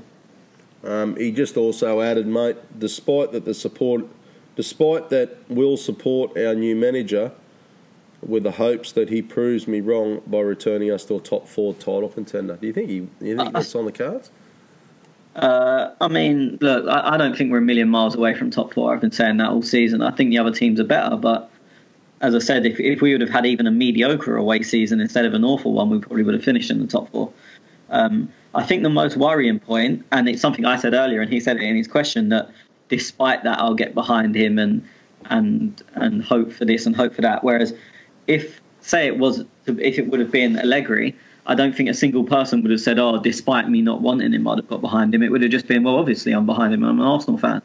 So, and I've said the same thing. I'm not criticising Vish. It's just, it's a sign of how people feel about the appointment, that you kind of have to qualify being behind him instead of it just being obvious. How many away games do we have? 13? No, Your maths is awful. More than that, 19. 19. Yeah. That's 57 points that we missed out on. Oh, Well, no, we didn't. We got one. Sorry, we got one. No, we didn't. We won 4 away games, and I can't remember. I think it was 3 or 4 we drew as well. We got 15 or 16 away points. We got 16 away points, did we? Okay. So if we had won a few more away games, obviously. That's what I'm saying. I think 30 points would have been, I'd say, probably below average on most seasons. 30 away points, I reckon, is probably below average. So if you get that, if we'd have got 30 this season, we would have been in the top 4. So not far off. Okay, question for Tony from Sri Laguna. That's why we can't answer it. Is there any decent English journos covering football? All of them seem to be clickbait hunting wankers to me. This is a reference to Matt Law Wilshire stuff on Twitter. Yeah, I mean, that's what the industry's become. That's basically how they get paid, or they get their I don't want to say new contracts. I'm trying not to make it sound like a football term. How they get a wage rise. If they bring in more viewers to their company, then they're going to be more cherished within their company, and it will lead to more competitive offers. I think the problem we have, and I know this firsthand, is that, and the Jack incident probably shows it up quite well, is that pretty much every journalist has an agent or a club that the club or agent has the journalist in their pocket. So, I mean, Ornstein's the main one, that he will say whatever Arsenal want him to say. He's Arsenal's mouthpiece. He's in a good position that he gets Arsenal confirmed deals with him before they do with anyone else. So he gets this like legend-like status on Twitter.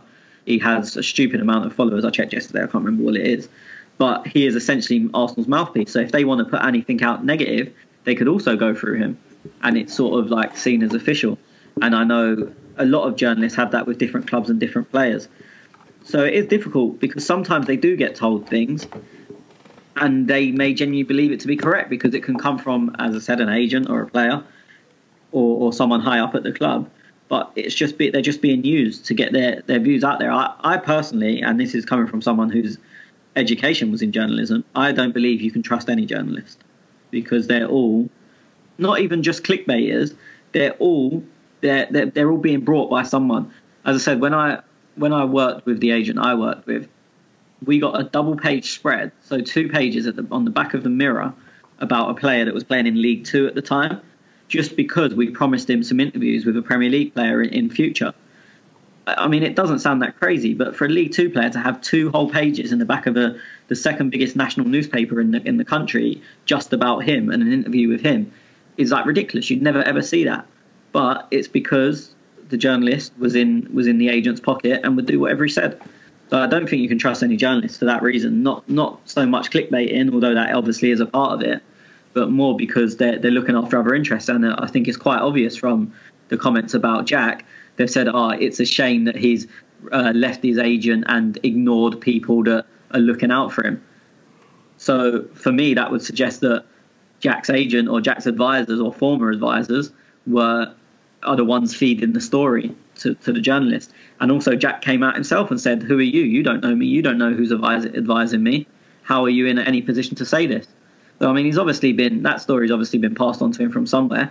And that's what I mean. That's the issue with modern day journalism, I think. Mm-hmm. Look, no, it's not a real good website, but I jumped on, this is how boring it is, no football on. Tribal Football, you heard of that one? Yeah, I used to write for him. Oh, did you? Yeah. But anyway, so I jumped on there just for a gander, have a look around, and all this shit come up that I have to answer a couple of questions in a survey. So now they must get paid for me to answer the survey before I can even look at the website. And I'm like, geez, we are getting, like, obviously these websites and whatnot to make a dollar's getting desperate, isn't it? How long you write for them for? Not long. When I left university and the News of the World went bankrupt, I had nowhere to go, so I started a blog, and then they picked up on some of me and my friend, who's actually a Tottenham season ticket holder, started up a blog, and they picked up on some of our work and asked, instead of just publishing it on our blog, could they publish it on their website, and they gave us a bit of money. Yeah, right. Just you writing, wow. Well, that's obviously, again, people don't know, my only condition when I was asked if I would do Clock End Talk or Clock End Blog as it was at the time is that I would not write anything. And we're lazy, mate. Yeah, that's the one. Okay, Sri the Guna. We'll go to Schwinn, but we'll go around the table here. So, sale of which player last season was the biggest regret, according to you guys, Schwinn? I don't know if I have a regret, but selling Ox was not the best idea for me. I mean, I know he wanted to leave. I know we got a good figure for him, and there's not a whole lot of complaints I have. I don't even think he's been that phenomenal. I just think he's been put into a system that works for him. And again, defensively, they're pretty bad, or as bad as us. So I just had a fascination for the Ox. I was fond of him. I still have a Alex Oxlade-Chamberlain jersey, and I think I'll keep it. I don't think there's any reason to really throw it away or burn it. But that was hard to cope with. Yeah, Oxlade-Chamberlain was very hard. I said it earlier, Giroud for me. I have to go with him. I don't think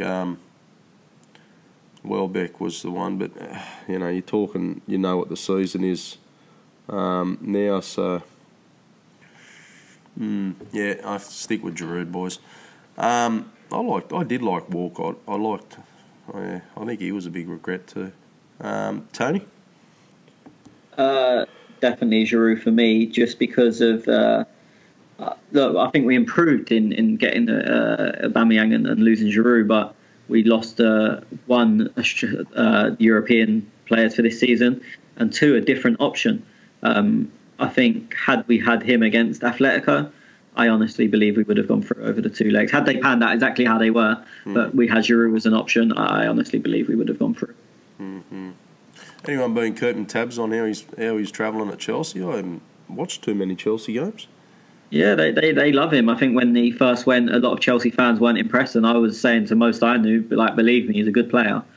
And they weren't too impressed, and he was only going to be a backup to play 20 minutes here and there when Morata was tired at the end of the games. And now he's their first choice. When they was resting players last week, they rested him and Hazard, amongst others. And he obviously started in the cup final yesterday and came off in the 90th minute pretty much as a substitute to waste time. So, yeah, he's doing well there. Yeah, okay, good on him. Okay, Vish. Well, this is no one for Tony because I got absolutely no idea. Any news on a takeover bid between Usmanov and Flamini?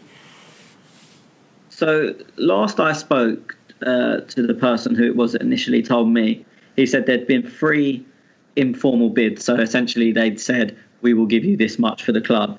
And obviously if they say, yeah, that's an amount we'd be willing to accept, then they start the formal process.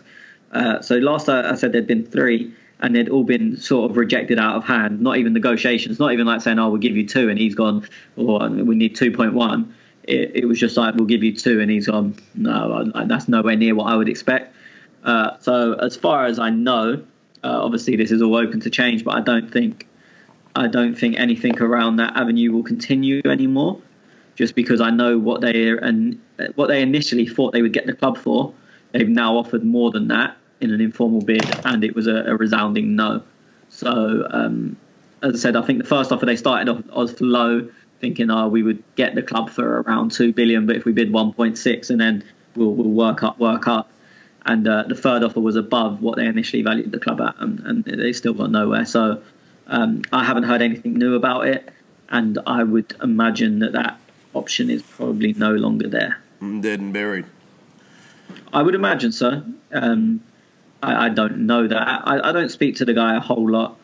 And now it's close season. I mean, we buy and sell tickets off each other, so I won't see him now until August anyway. I won't speak to him till August. So I won't have any huge updates on that. Okay. Hakon asks, Swin, of all the reports coming out about Arteta, I'm actually getting more and more comfortable with him. I don't think he's the puppet or a yes man like I thought before, but do you guys think? And at Schwinn, get off the fence and answer, and at Tezza, try to pronounce Arteta. Yeah, good on you. It's tough to say. I mean, he's asking me to get off the fence, but there's no data to go off of. He's the unknown. I really don't know what he's going to be like, and I don't know on what basis Hakan is saying that he doesn't think he's going to be a puppet. I mean, I'm not trying to insinuate that he will be a puppet, but we don't know what to go off of. Maybe he's talking about some of the firings. I mean, there was reports earlier this week that Colin Lewin has been let go because Arteta believes that his back injury was, in a way aggravated by Lewin's ineptitudes. I don't necessarily believe that. We spoke early in the show that this man is going to be a head coach, not a manager. There's going to be a massive distinction and delegation of responsibilities from here on out. So that could have just been a Darren Burgess decision that, from the performance and training side, that he's the one in charge of all of that. And he's the one who took that decision. So maybe that's the basis on which Hakan is insinuating this, but I wouldn't necessarily agree with that assumption either. So before we see any of him, I really don't know what it's going to be like. I'd be firing in the dark. Yep. Thanks for getting off the fence, mate. My pleasure. Tony, you got anything to add on that? Again, look, I think it just remains unknown. I think we've been, in a way, spoilt where we've had so long of Wenger. We could kind of, as fans that watched every week, we could kind of second guess his decisions or what he was going to do because we'd seen it all before, and there was a lot of historical data on what was going to happen. Whereas with Arteta, there's none. No, it's going to come to a point, even when he's making subs in games, like when, obviously I can see it, like they run along the touchline in front of me when they're going to come on, and I could see someone take their bib off about to come on, and I would 99.9% of the time know who's coming off, how the formation was going to change and whatnot, just because I'd seen it so many times before with Wenger. Whereas Arteta, I haven't got a clue. I've got nothing to go on. So it's going to be the same with every aspect about Arteta, whether he is a mouthpiece or whether he is his own man, how he tactically plays, what formation he plays, everything. We just have absolutely nothing to go on. So we don't know, basically. You reckon he's a puppet or a yes man? I don't know. I feel he would have. No, I'm guessing, but I feel he would have said absolutely whatever it took to get this job. And if they've said we want a yes man, I fully believe that he would become a yes man for this job. If that changes once he's in role, we don't know, because we've all. Well, I don't know about you two, but I've had job interviews where I've lied through my back teeth and said whatever they wanted to hear if they were offering me enough money. Oh, absolutely. So that doesn't change in the football world, believe me. So it could be a case that Arteta, if they want a yes man, I'm not saying they do, but if they did, he could have gone in there and go, yes, yes, yes, I missed the yes, yes, yes, see, yes, yes. And then he gets in the job, he gets his contract, he gets his feet under the desk and says, no, no, no, no, no. You don't know, but I do believe he would have said absolutely whatever it takes to get this job. Whereas someone who's more experienced and probably has more options would have stuck to their own guns and said, this is how I want it to be. And if it's not like that, I will go and work for someone else. It just seems that... look, I've come to terms with it as well, Arteta. And I'll support him and give him a go. And look, happy days, it's, that's just what you do. But I just can't work out how the board or how anybody at Arsenal goes, Arteta is our man. I just,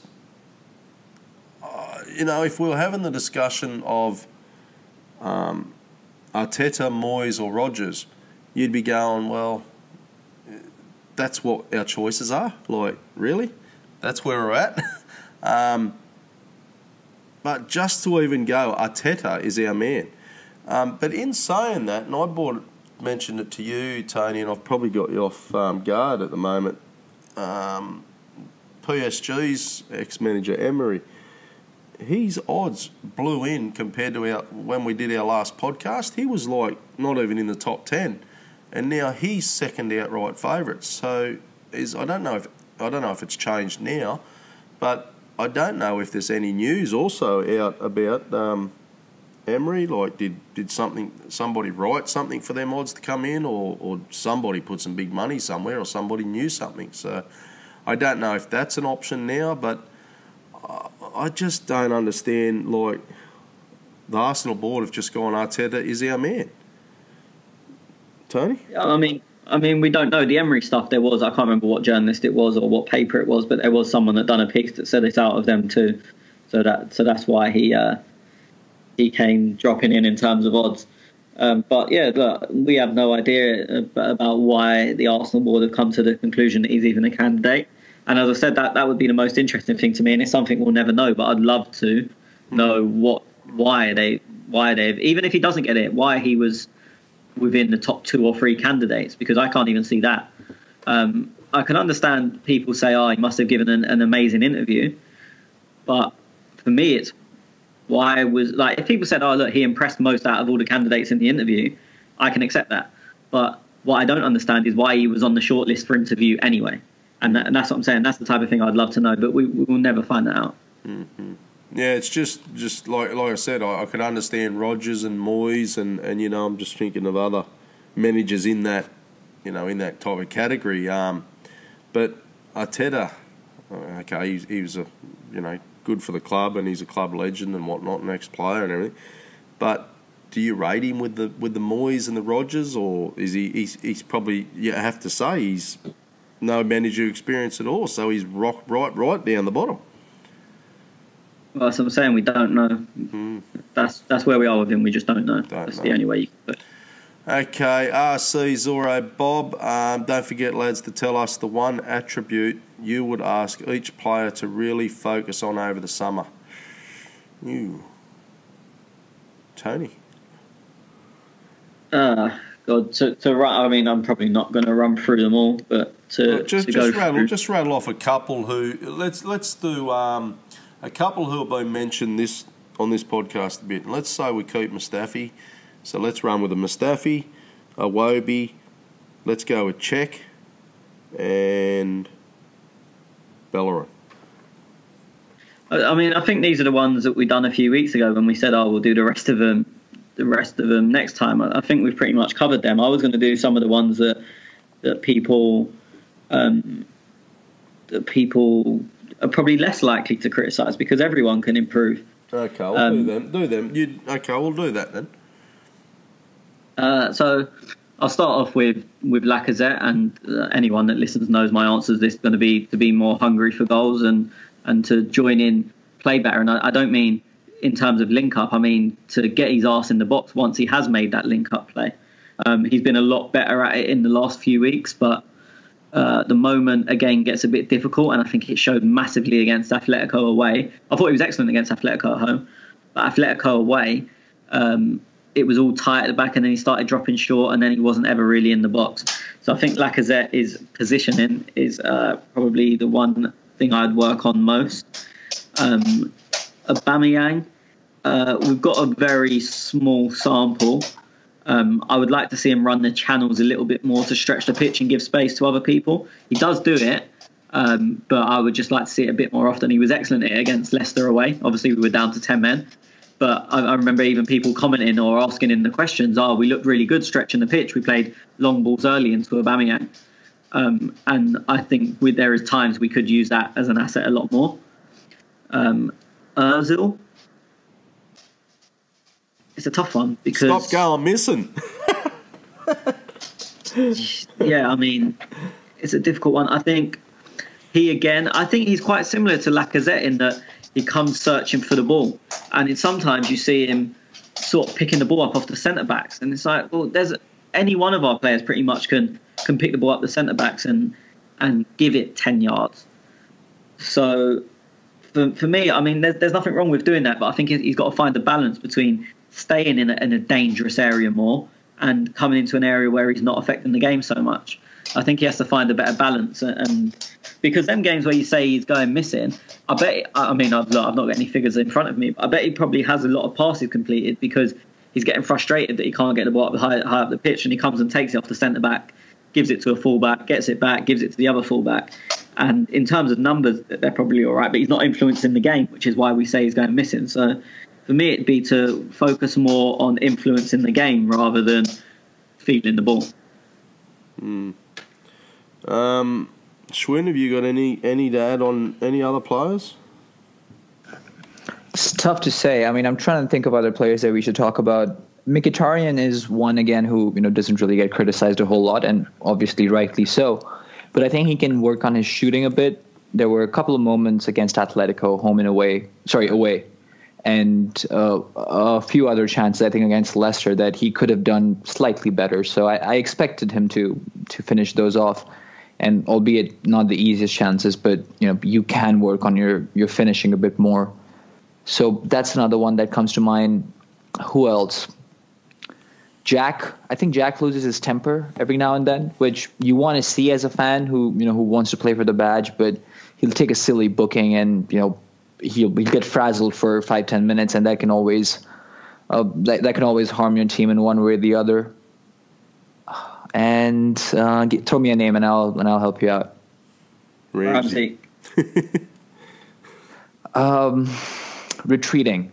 He's very good at sniffing chances out, and he's got an engine on him, so he's capable of making those runs back. But I feel every now and then he leaves Xhaka out to dry and hopes or is expecting people behind him to fix up the mistake or get the ball back, and it just doesn't happen every time. I also think he can work on his defensive positioning a bit. I think he gets a little flustered and restless without the ball, and he'll try and win the ball in situations where he shouldn't be leaving his space. And we saw that against Man City, who are very clinical and very intelligent in their movement. So that's something I can think for Ramsey. But other than that, there's not really a whole lot you can pinpoint that's going wrong with him, at least as far as this season goes. Okay, I'll stick with you, Schwinn, because RC has asked another one. How do we plug the squad hole left open by the loss of Santi? Cazorla, what were his wages? Well, Tony, you might answer that one. And what realistic targets are there to replace him? So, Schwinn, you answer the first half, and Tony, you answer the second half. Well, there's no real copy of Santi Cazorla. There's no one like him. There's no one who can replace him in terms of direct attributes. What we can try and find is a playmaker who sits deep, who has a good positional sense, and can join an attack every now and then. I don't know who fits the bill, if I'm honest. I can think of a player called Morgan Sanson who plays for Marseille, who I'm a big fan of. I think he can do a job. And, of course, this is keeping in mind that Aaron Ramsey is not going to be around. Otherwise, obviously, Ramsey is the one who takes that spot. Who else? I mean, it's a tough one because you have to really look at a niche player. Max Meyer has been linked around with us, and those links have dried up recently. But I don't know if he's someone who's capable of fitting into that role. I mean, his physicality is something that I question, and I'm not sure if he's up to the task either. We have to go a different route. We cannot look to replace Santi Cazorla. That we won't find anyone like him. So we have to find someone who's defensively strong, who can help Xhaka and take some load off of him, and at the same time help in attack when warranted and not on an ongoing basis. So I wouldn't necessarily look at a player who fits the mold of Asante. Schwinn, do you know what wages he was on, mate? Sorry, Tony. I think he was on. I know he was on 90 grand a week. I think just to quickly answer the question, I think in terms of if you're looking for a like for like, Max Meyer is probably the most similar to Cazorla. That's right. In that they were attacking players. They've moved a bit deeper. They're not the biggest in stature, but they can play football. Interestingly, there's been a lot of reports in Germany that he's decided to sign for Hoffenheim, which is under Nagelsmann. But it's not confirmed as far as I know. I said this earlier in the season, and I remember a lot of people disagreed with me, that our system has moved away from a Santi-type player. So had he, say, he'd been fit for the last 10 games, in this current system, I don't know who they would have dropped. I don't think you could drop Xhaka for him. I'm not saying that Cazorla isn't a better player, but they provide different things, and then that would have left dropping Ramsey for him. And then you lose a lot going forward. You lose a lot of a threat. So I think we've probably moved away from playing that mould of player. And again, with a new manager or head coach coming in, we don't know what our base mould is going to be anyway. So it's difficult to say replacing him without sort of knowing how we're going to set up. We don't know. Arteta could be the most negative manager in the world, and we could play a back four with 3 defensive midfielders next season. I don't think we will, but until we know things like that, it's very difficult to say how we can go about replacing players. It is a tough one. I was just thinking that, because if Max Meyer, what did you say? Hoffenheim. Yeah. Yeah, Arsenal or Hoffenheim. Yeah, right. But I'm just thinking, how would he even fit in? Because you'd have Xhaka there, Max. Does that mean Jack could miss out? And I'm thinking if Ramsey goes, we are missing that attack. Big time.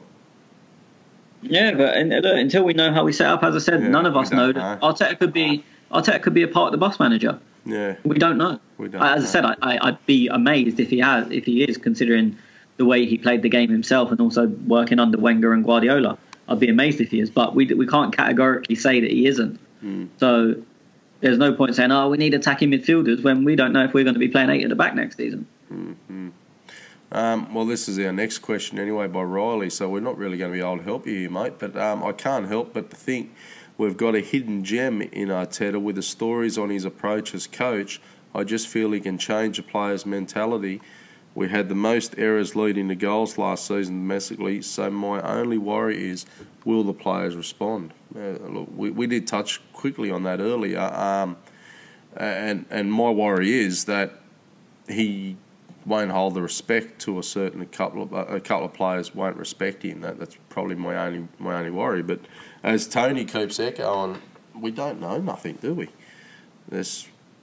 We know nothing about him. We know nothing what he's going to do. So it's very hard. Well, just to sort of answer the question again, another worry of mine is I know what they're talking about with the optimism, because Guardiola credits him with greatly improving Sterling and Sane, who both had very good years, but that's like he's focused on them players and he's done a lot of video analysis and he has improved them if it was his job, and I have no reason to disbelieve Guardiola. But it's very different to being tasked with improving a couple of players to selecting the whole team, trying to improve them all, trying to select the system, the formation, the roles within that formation. So in his previous role or in his current role at City, he has the time to be able to look at in-depth analysis of 1 or 2 players and work directly with them to how can he improve them. As a coach of a whole team, will he be able to do that? Again, it remains to be seen, but if he can, it'd be excellent, but I would be surprised if he did. And you remember as well that as a coach, he had no media obligations. Now, like even the lap of honour at Huddersfield, they announced it over the tannoy. It took him about 20 minutes to come out, the Huddersfield players. And the announcer came out and said, David Wagner's got to do the world's media first. There's 100 stations that are watching this game, and we get fined if we don't do the media for them.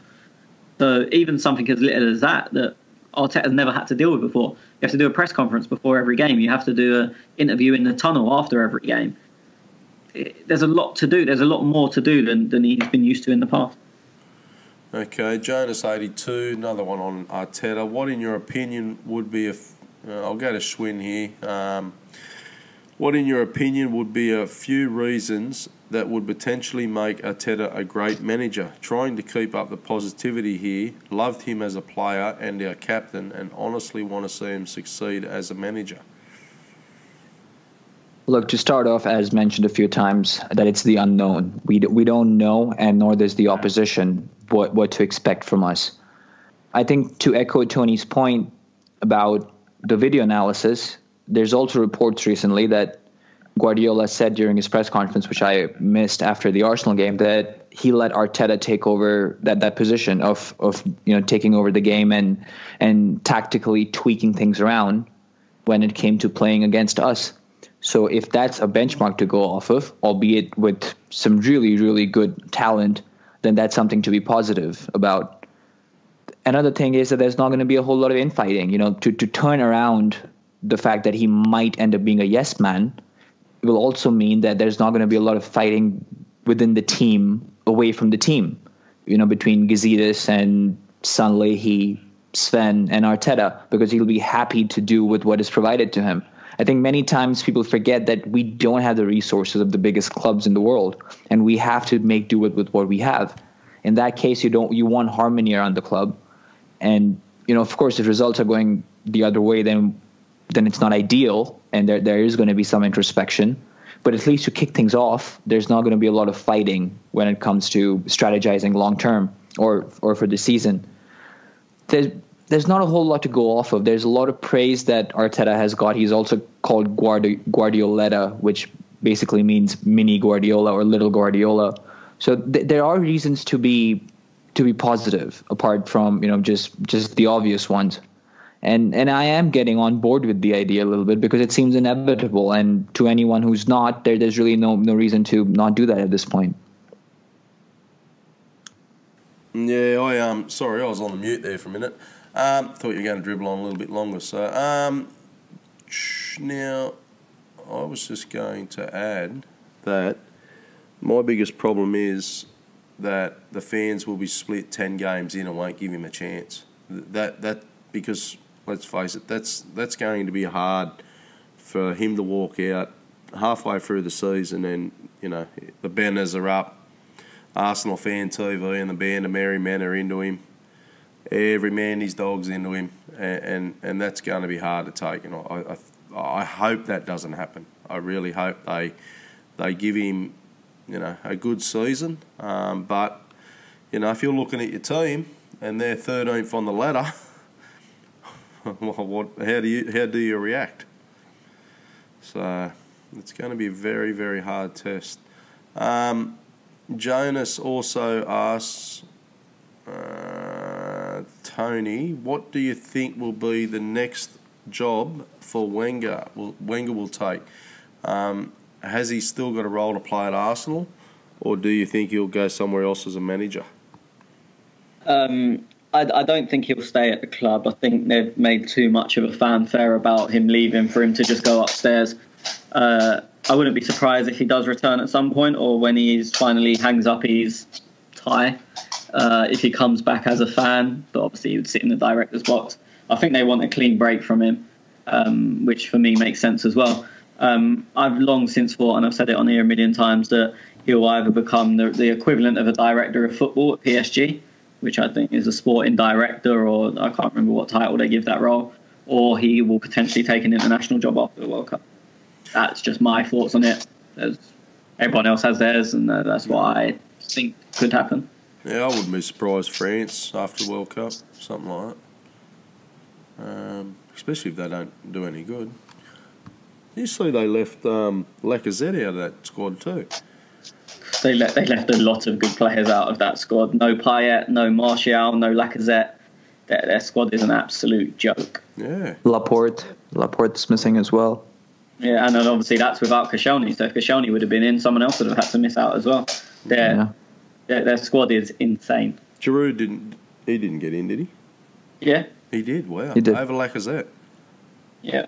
Wow, there you go. Deschamps always favoured Giroud as it is. Yeah, he always loves a big man. There's no Ginczak this time, which is a bit surprising. But also Koeman didn't get in as well. I mean, their squad is ridiculous. Okay, RC, for you, Schwinn, what changes would we need to make in personal over the summer in order to effectively play a 4-4-2 with Lacazette and Aubameyang up top? Just quickly, it's not going to happen just because we have players in the vein of Mesut Ozil and Mkhitaryan, who are very much interior players, and they wouldn't suit the system. So if it has to happen, we need to get rid of both of them, or at least Mesut Ozil. Maybe Mkhitaryan can become a left winger, or maybe even a right winger, but I don't see it happening. Tony Archon says, Tony, was Arteta the plan all along? I don't believe so. They spoke to Allegri last year when they wasn't sure what Wenger was going to do. Various reports of them speaking to him throughout the season. So, I mean, look, I don't believe so. But as I said, I don't know. I don't even know what he's doing on the shortlist, as I said earlier. But he's obviously there for a reason. So maybe it was. But it would seem a bit weird, as they did speak to Allegri last year. And also, he's just come from nowhere in the bookies odds, Arteta. And you'd think that had it been the plan all along, someone would have got hold of it, be it a journalist, and printed it. I mean, saying that, I think the Telegraph someone did say it in December, but it was in amongst the amount of times that they were saying absolutely everyone. So you don't know if they've just picked another name out of a hat. But no, I mean, I don't believe he was the first choice all along, but I could be wrong. Okay, question from Sandeep. Why do you think the board is opting for Arteta? Is it slightly similar to the Moyes situation, lack of managers available in the case of interest because of Arsenal's structure and transfer budget? Quickly, Tony? I don't know why they're opting for them. I feel there was a lot of managers available and they could have worked within budgets. Or even if you took them from another club, there'd been people that have been lower clubs in different countries or mid-table clubs in other countries that would have definitely took the job. So I don't know what their thinking was. I wouldn't compare it at all to Moyes, who, let's not forget, Moyes was doing very well in England. He was over-exceeding with Everton every year, and he was obviously recommended by Fergie. So I wouldn't compare it at all to Moyes, but why we're going with Arteta, I don't know. Okay, quick one again from Sandeep for Tony. Was the Arsenal job really that attractive? A reaction was absolute frustrating that Arteta is getting the job. If the budget, let's say 50 million, how could any manager get Arsenal compete for titles? Feel sorry for Arteta. If it's him, board may set him to fail. Yeah, I mean, look, we don't know if the objective is to get us back challenging for titles. I would suggest it probably isn't. I know that's what we want as fans, but I don't think any manager, they would have said, look, we're going to give you £50 million and you've got to go and come in the top 2 next year or really challenge for the title. I don't for a second believe that's what's been said. Look, we also don't know about that 50 million budget. I think it'll be more. I don't think it'll be widely more. And also, it will be plus player sales, and I'd suggest that I think Ramsey's off, and again, I've been saying it since December, which would add 40 million to your pot. We don't know if Bellerin's off. He's heavily involved in the Arsenal promos, so that would maybe suggest he wasn't for people that like to look into them things. But he is also sponsored by Puma, so it's easiest for them to get to appear in the promos. So it's a bit 50-50 with them. But if I believe the budget will be about 70 million. Then you add 40 million in for a Ramsey, and suddenly 110 million maybe looks a bit more attractive. And if they offered it to a manager that way, then it is a whole lot better. Has he been thrown under the bus? No, not really. As I said previously, he would have lied for his back teeth if he had to get this job. So he would have agreed to whatever's happening. It's not like he's signed a contract to say you're going to become manager and they've gone, oh, by the way, we're not giving you any money to spend and you have to go and win the league. Okay, cush it real good. Is it too ridiculous to think that finally we'd get a modern experienced manager that would catapult us back into contention? Now we have effectively a rookie with no idea what to expect, not to say Wenger was an experienced Schwinn. Yeah, I mean, it's not too ridiculous. When Arsene came in, he was an unknown quantity in England, and we were linked with the likes of Johan Cruyff and Terry Venables, and we got Arsene who. Similarly, today we're linked with Allegri and Hardim and some of these other people who are very well known, and Arteta is seemingly in the driving seat. So I don't know if I would call him a modern experienced manager. He could be a modern one with new ideas and whatnot. He's been in the game closer than some of his contemporaries who are much older in age. So I don't think he's far off. I think it would serve us well to give him some time and see what he's able to deliver. Stuart Wheeler says, and I'm just having a laugh at this question, some people want a manager who has done an apprenticeship, Tony, in a lower league. How long do you think it'll take Mark Hughes to drag a club down far enough to start his? To be honest, I wished it was this season. I don't know how he keeps getting jobs. There's a few managers that they just seem to fail everywhere and then get jobs. Or even if they don't fail, like look at Moyes. I actually think he's done a really good job this year, but he failed in his 2 jobs previously. And I think he's done well at West Ham, and he'll get another Premier League job. Yeah. It seems Pardew, Pulis. There's just a bunch of like 5 or 6 managers that just seem to land on their feet all the time. Allardyce has obviously been sacked, and he's a decent manager, but he'll get another job. It's just a weird one, and Hughes is in that list. But yeah, I mean, nothing against Southampton. I would just like to see him go down. And the problem is with that, if he goes down, he'll leave and get another Premier League job. And I don't particularly care if Southampton are in the league or not. So it would be nice to see Hughes relegated, but we'd still be playing against him the next season regardless. Yeah, and just quickly, at all the top 4 leagues, so 4 of them, I reckon the English Premier League has to be recycling the most amount of managers out of all of them.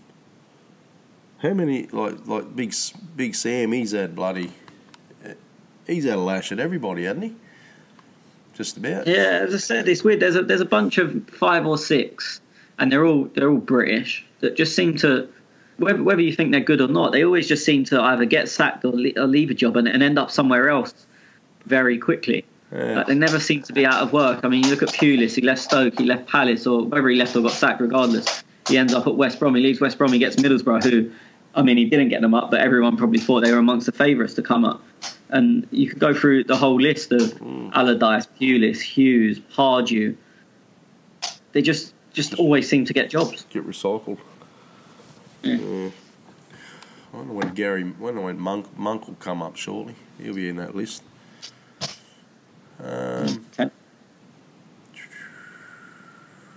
Sorry, I'm just looking. Would Allegri number 1 with Arteta number 2 work, Tony?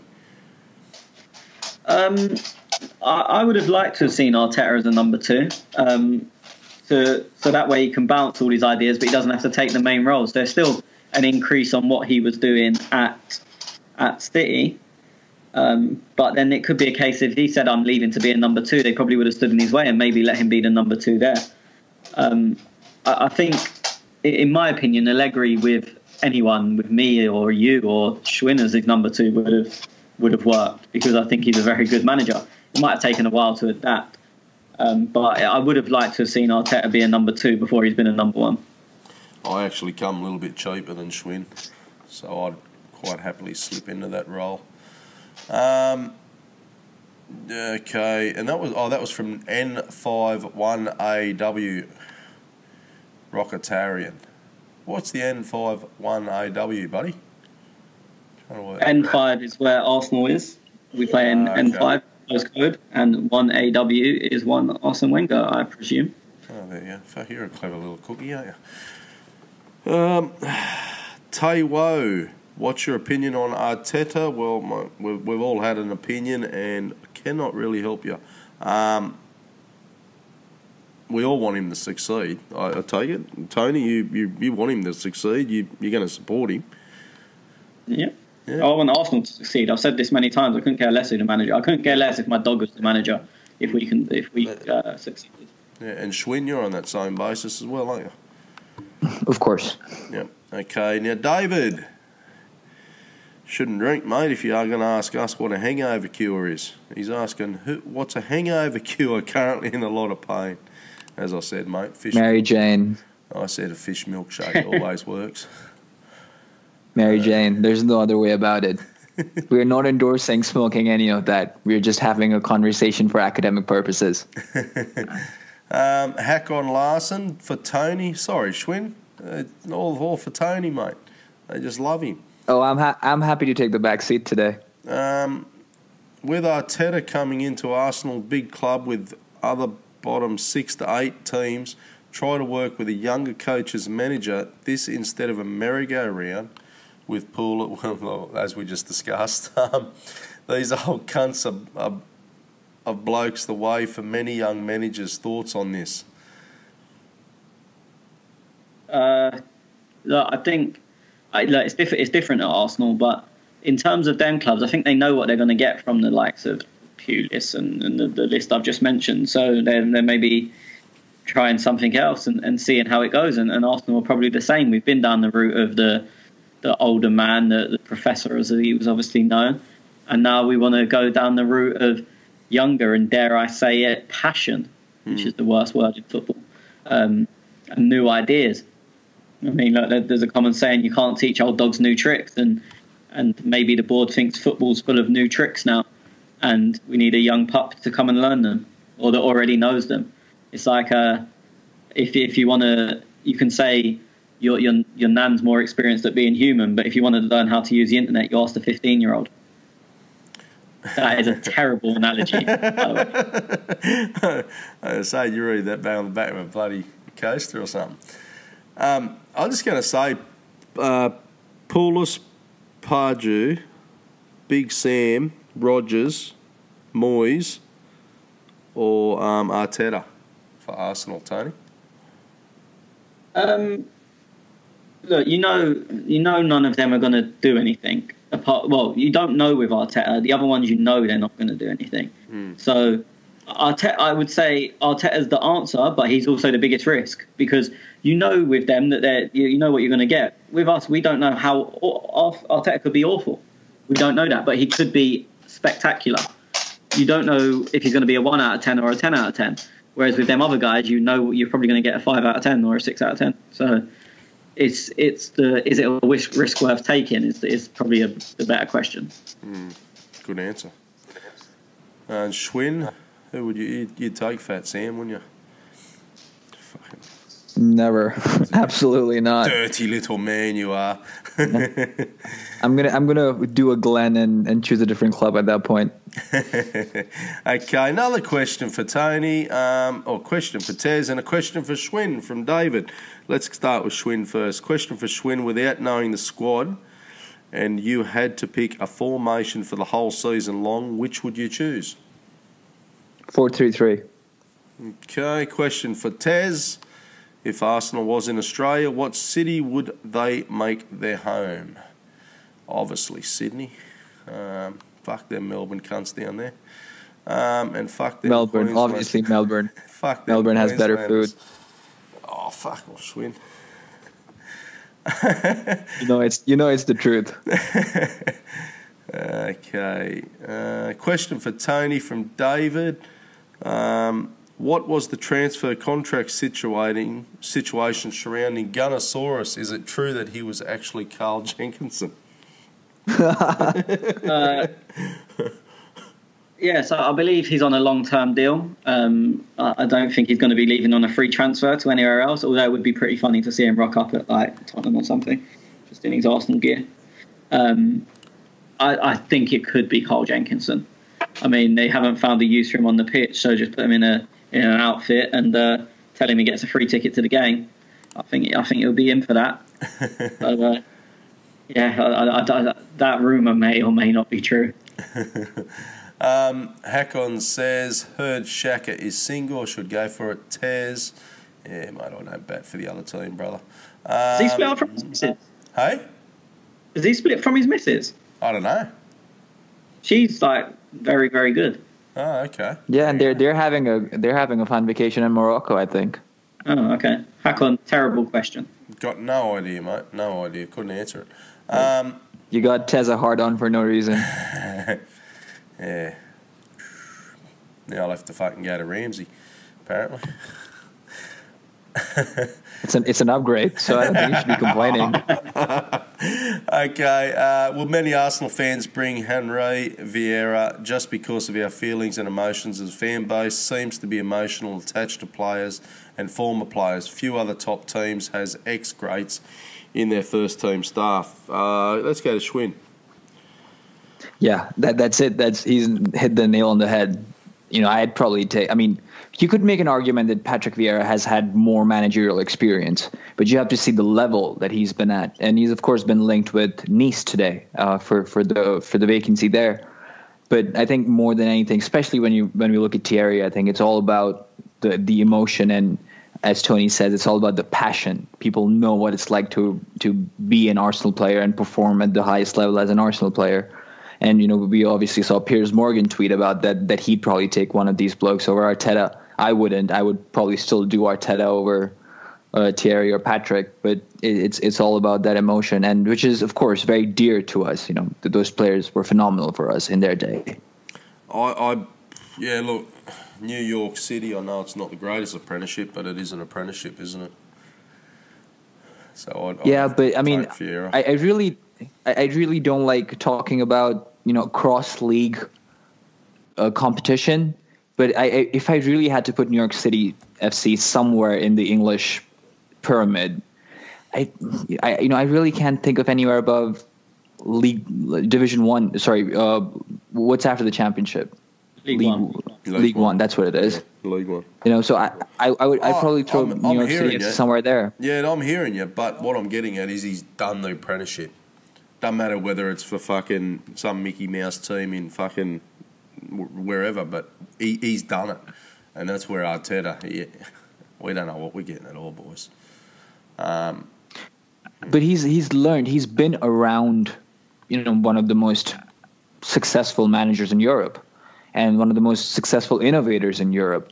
Again, Tony made a very good point earlier this show that he had one job, perhaps, or one job that's at least been brought into focus of doing video analysis for 2 players.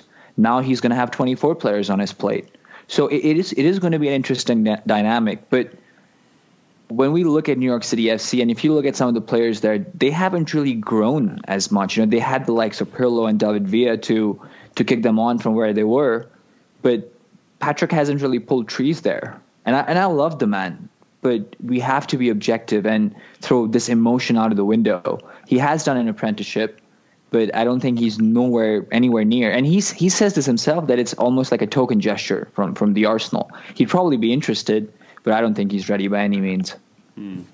Okay, Hacker, and you're dead right, mate, on your next question. We really can't answer it because we've got no idea, as we've been saying all podcast. He's talking about tactics on the current squad, incomings, what system will we adapt. We just have no idea. We'll just have to wait and see.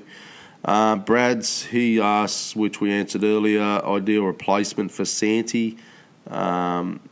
He's been a massive miss. Yes, we agree. Tony, you rattled off a couple of, you said Max Meyer. If you're going to go like for like, he'd be the option. So,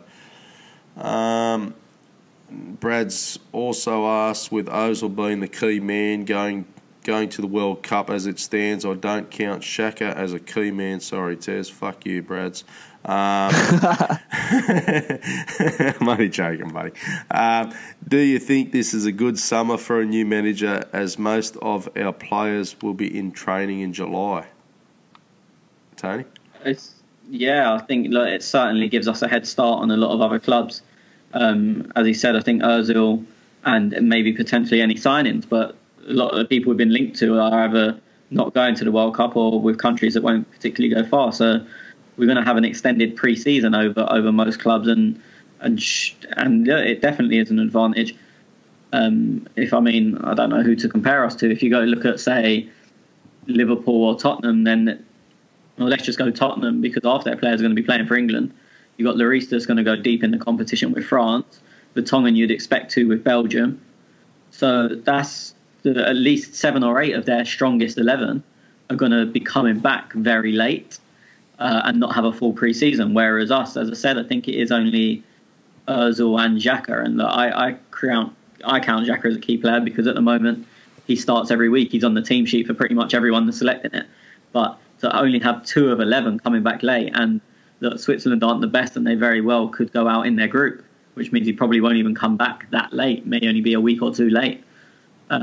Whereas you've got the others, if you've got Belgium, German, French, they're going to be coming back very late, you'd imagine. So I think it is a huge advantage, and it probably is. It's good for a new manager that he's not got many players going, because he can work with pretty much the whole group straight away. And also not missing that if Ozil is the only player that goes deep in the tournament, Arteta knows him inside out anyway. They played together for years. So it won't be like he's getting a player that he has no idea about him, his characteristics. He knows all there is to know about Meza anyway. Yeah, I'll just echo what you said there, Shaq. I do think he is a key player, and I know Brad's only taking the piss to me, but he has played every game, so you can't say he's not a key player. You just really can't.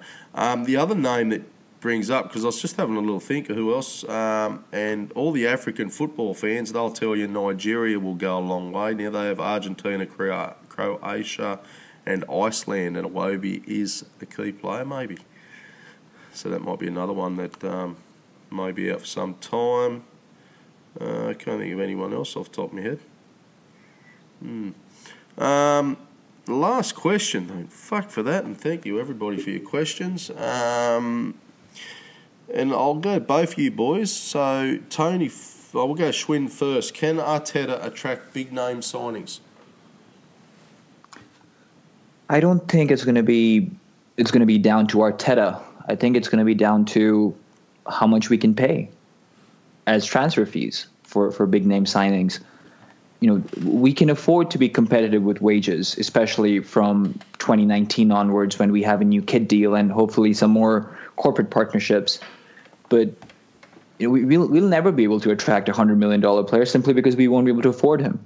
So I don't think it's about Arteta. Also, I think people often discount how attractive English football is to a lot of foreigners. If Manuel Pellegrini wants to come and coach at West Ham, I don't think people will look twice at who's the manager at Arsenal, especially with the bifurcation of duties from now on. Arteta might be fired a year from now, but that doesn't mean that some of the recruits that are coming in are also going to be let go because of how we spoke that recruiting is now going to be different from the coaching department.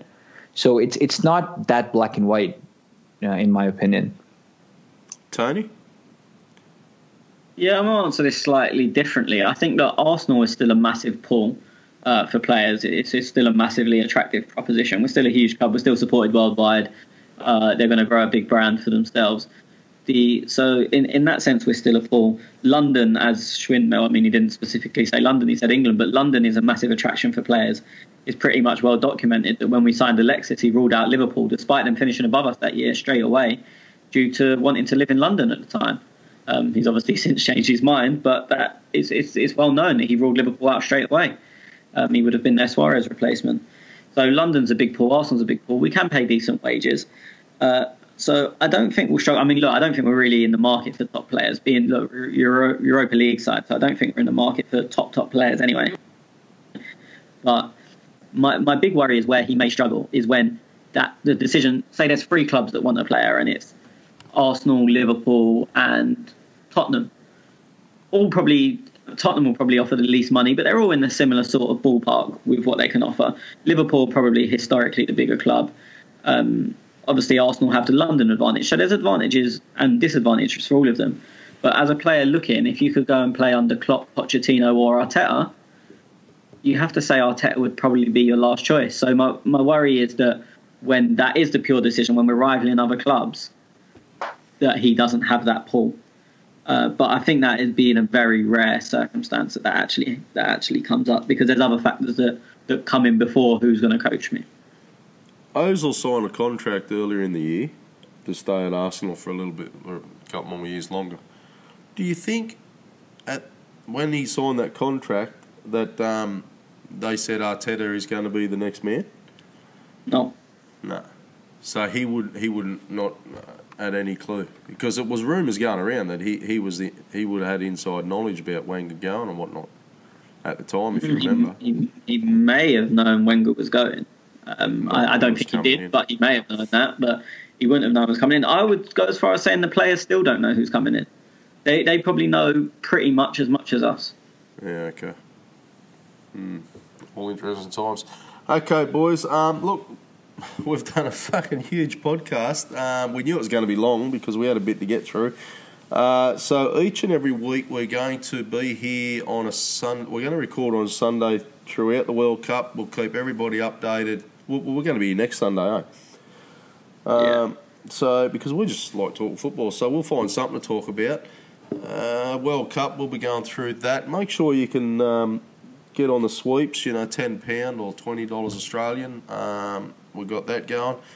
Just before we get into leave yous all, I just want to get a quick prediction, and I want to see if it changes later down the track for the World Cup. Tony, for a winner. Oh, I've not looked at the draw as in who gets. That's why I said it. It may change down the track, but just off the top of your head, you got to throw me a team. France have the best squad. Oh, France. Well, okay. Schwinn? Germany. I actually think Germany will win it, but France have the best squad. Okay. Well, I'm going to go... shit, I had a couple of bets. So who did I bet on again? Fucking Switzerland probably, knowing you. No, I think I went Brazil. And I think I threw $1,000 on some other team. I can't remember now. Fuck, who was that? Because now I'm saying Brazil. No, it was Germany. Germany, $1,000 on Germany I had. So I've got to stick with Germany, but I think it'll be a Germany-Brazil final. But that may change, boys. Anyway, so we're going to be here, World Cup edition. Tony's going to be waving his little fucking English flag. Schwinn's going to be having his tissues out because there is no team for Schwinn to follow at all. So I'm giving him the option of Poland or Japan to follow Schwinn during the World Cup. So you can pick one of them. I'll be here following the Socceroos, and we'll be all having a World Cup edition, and Schwinn will be crying in the background. Anyway, thank you for listening. Thank you for downloading. Follow us at Clock and Talk, and we'll speak to you all next week.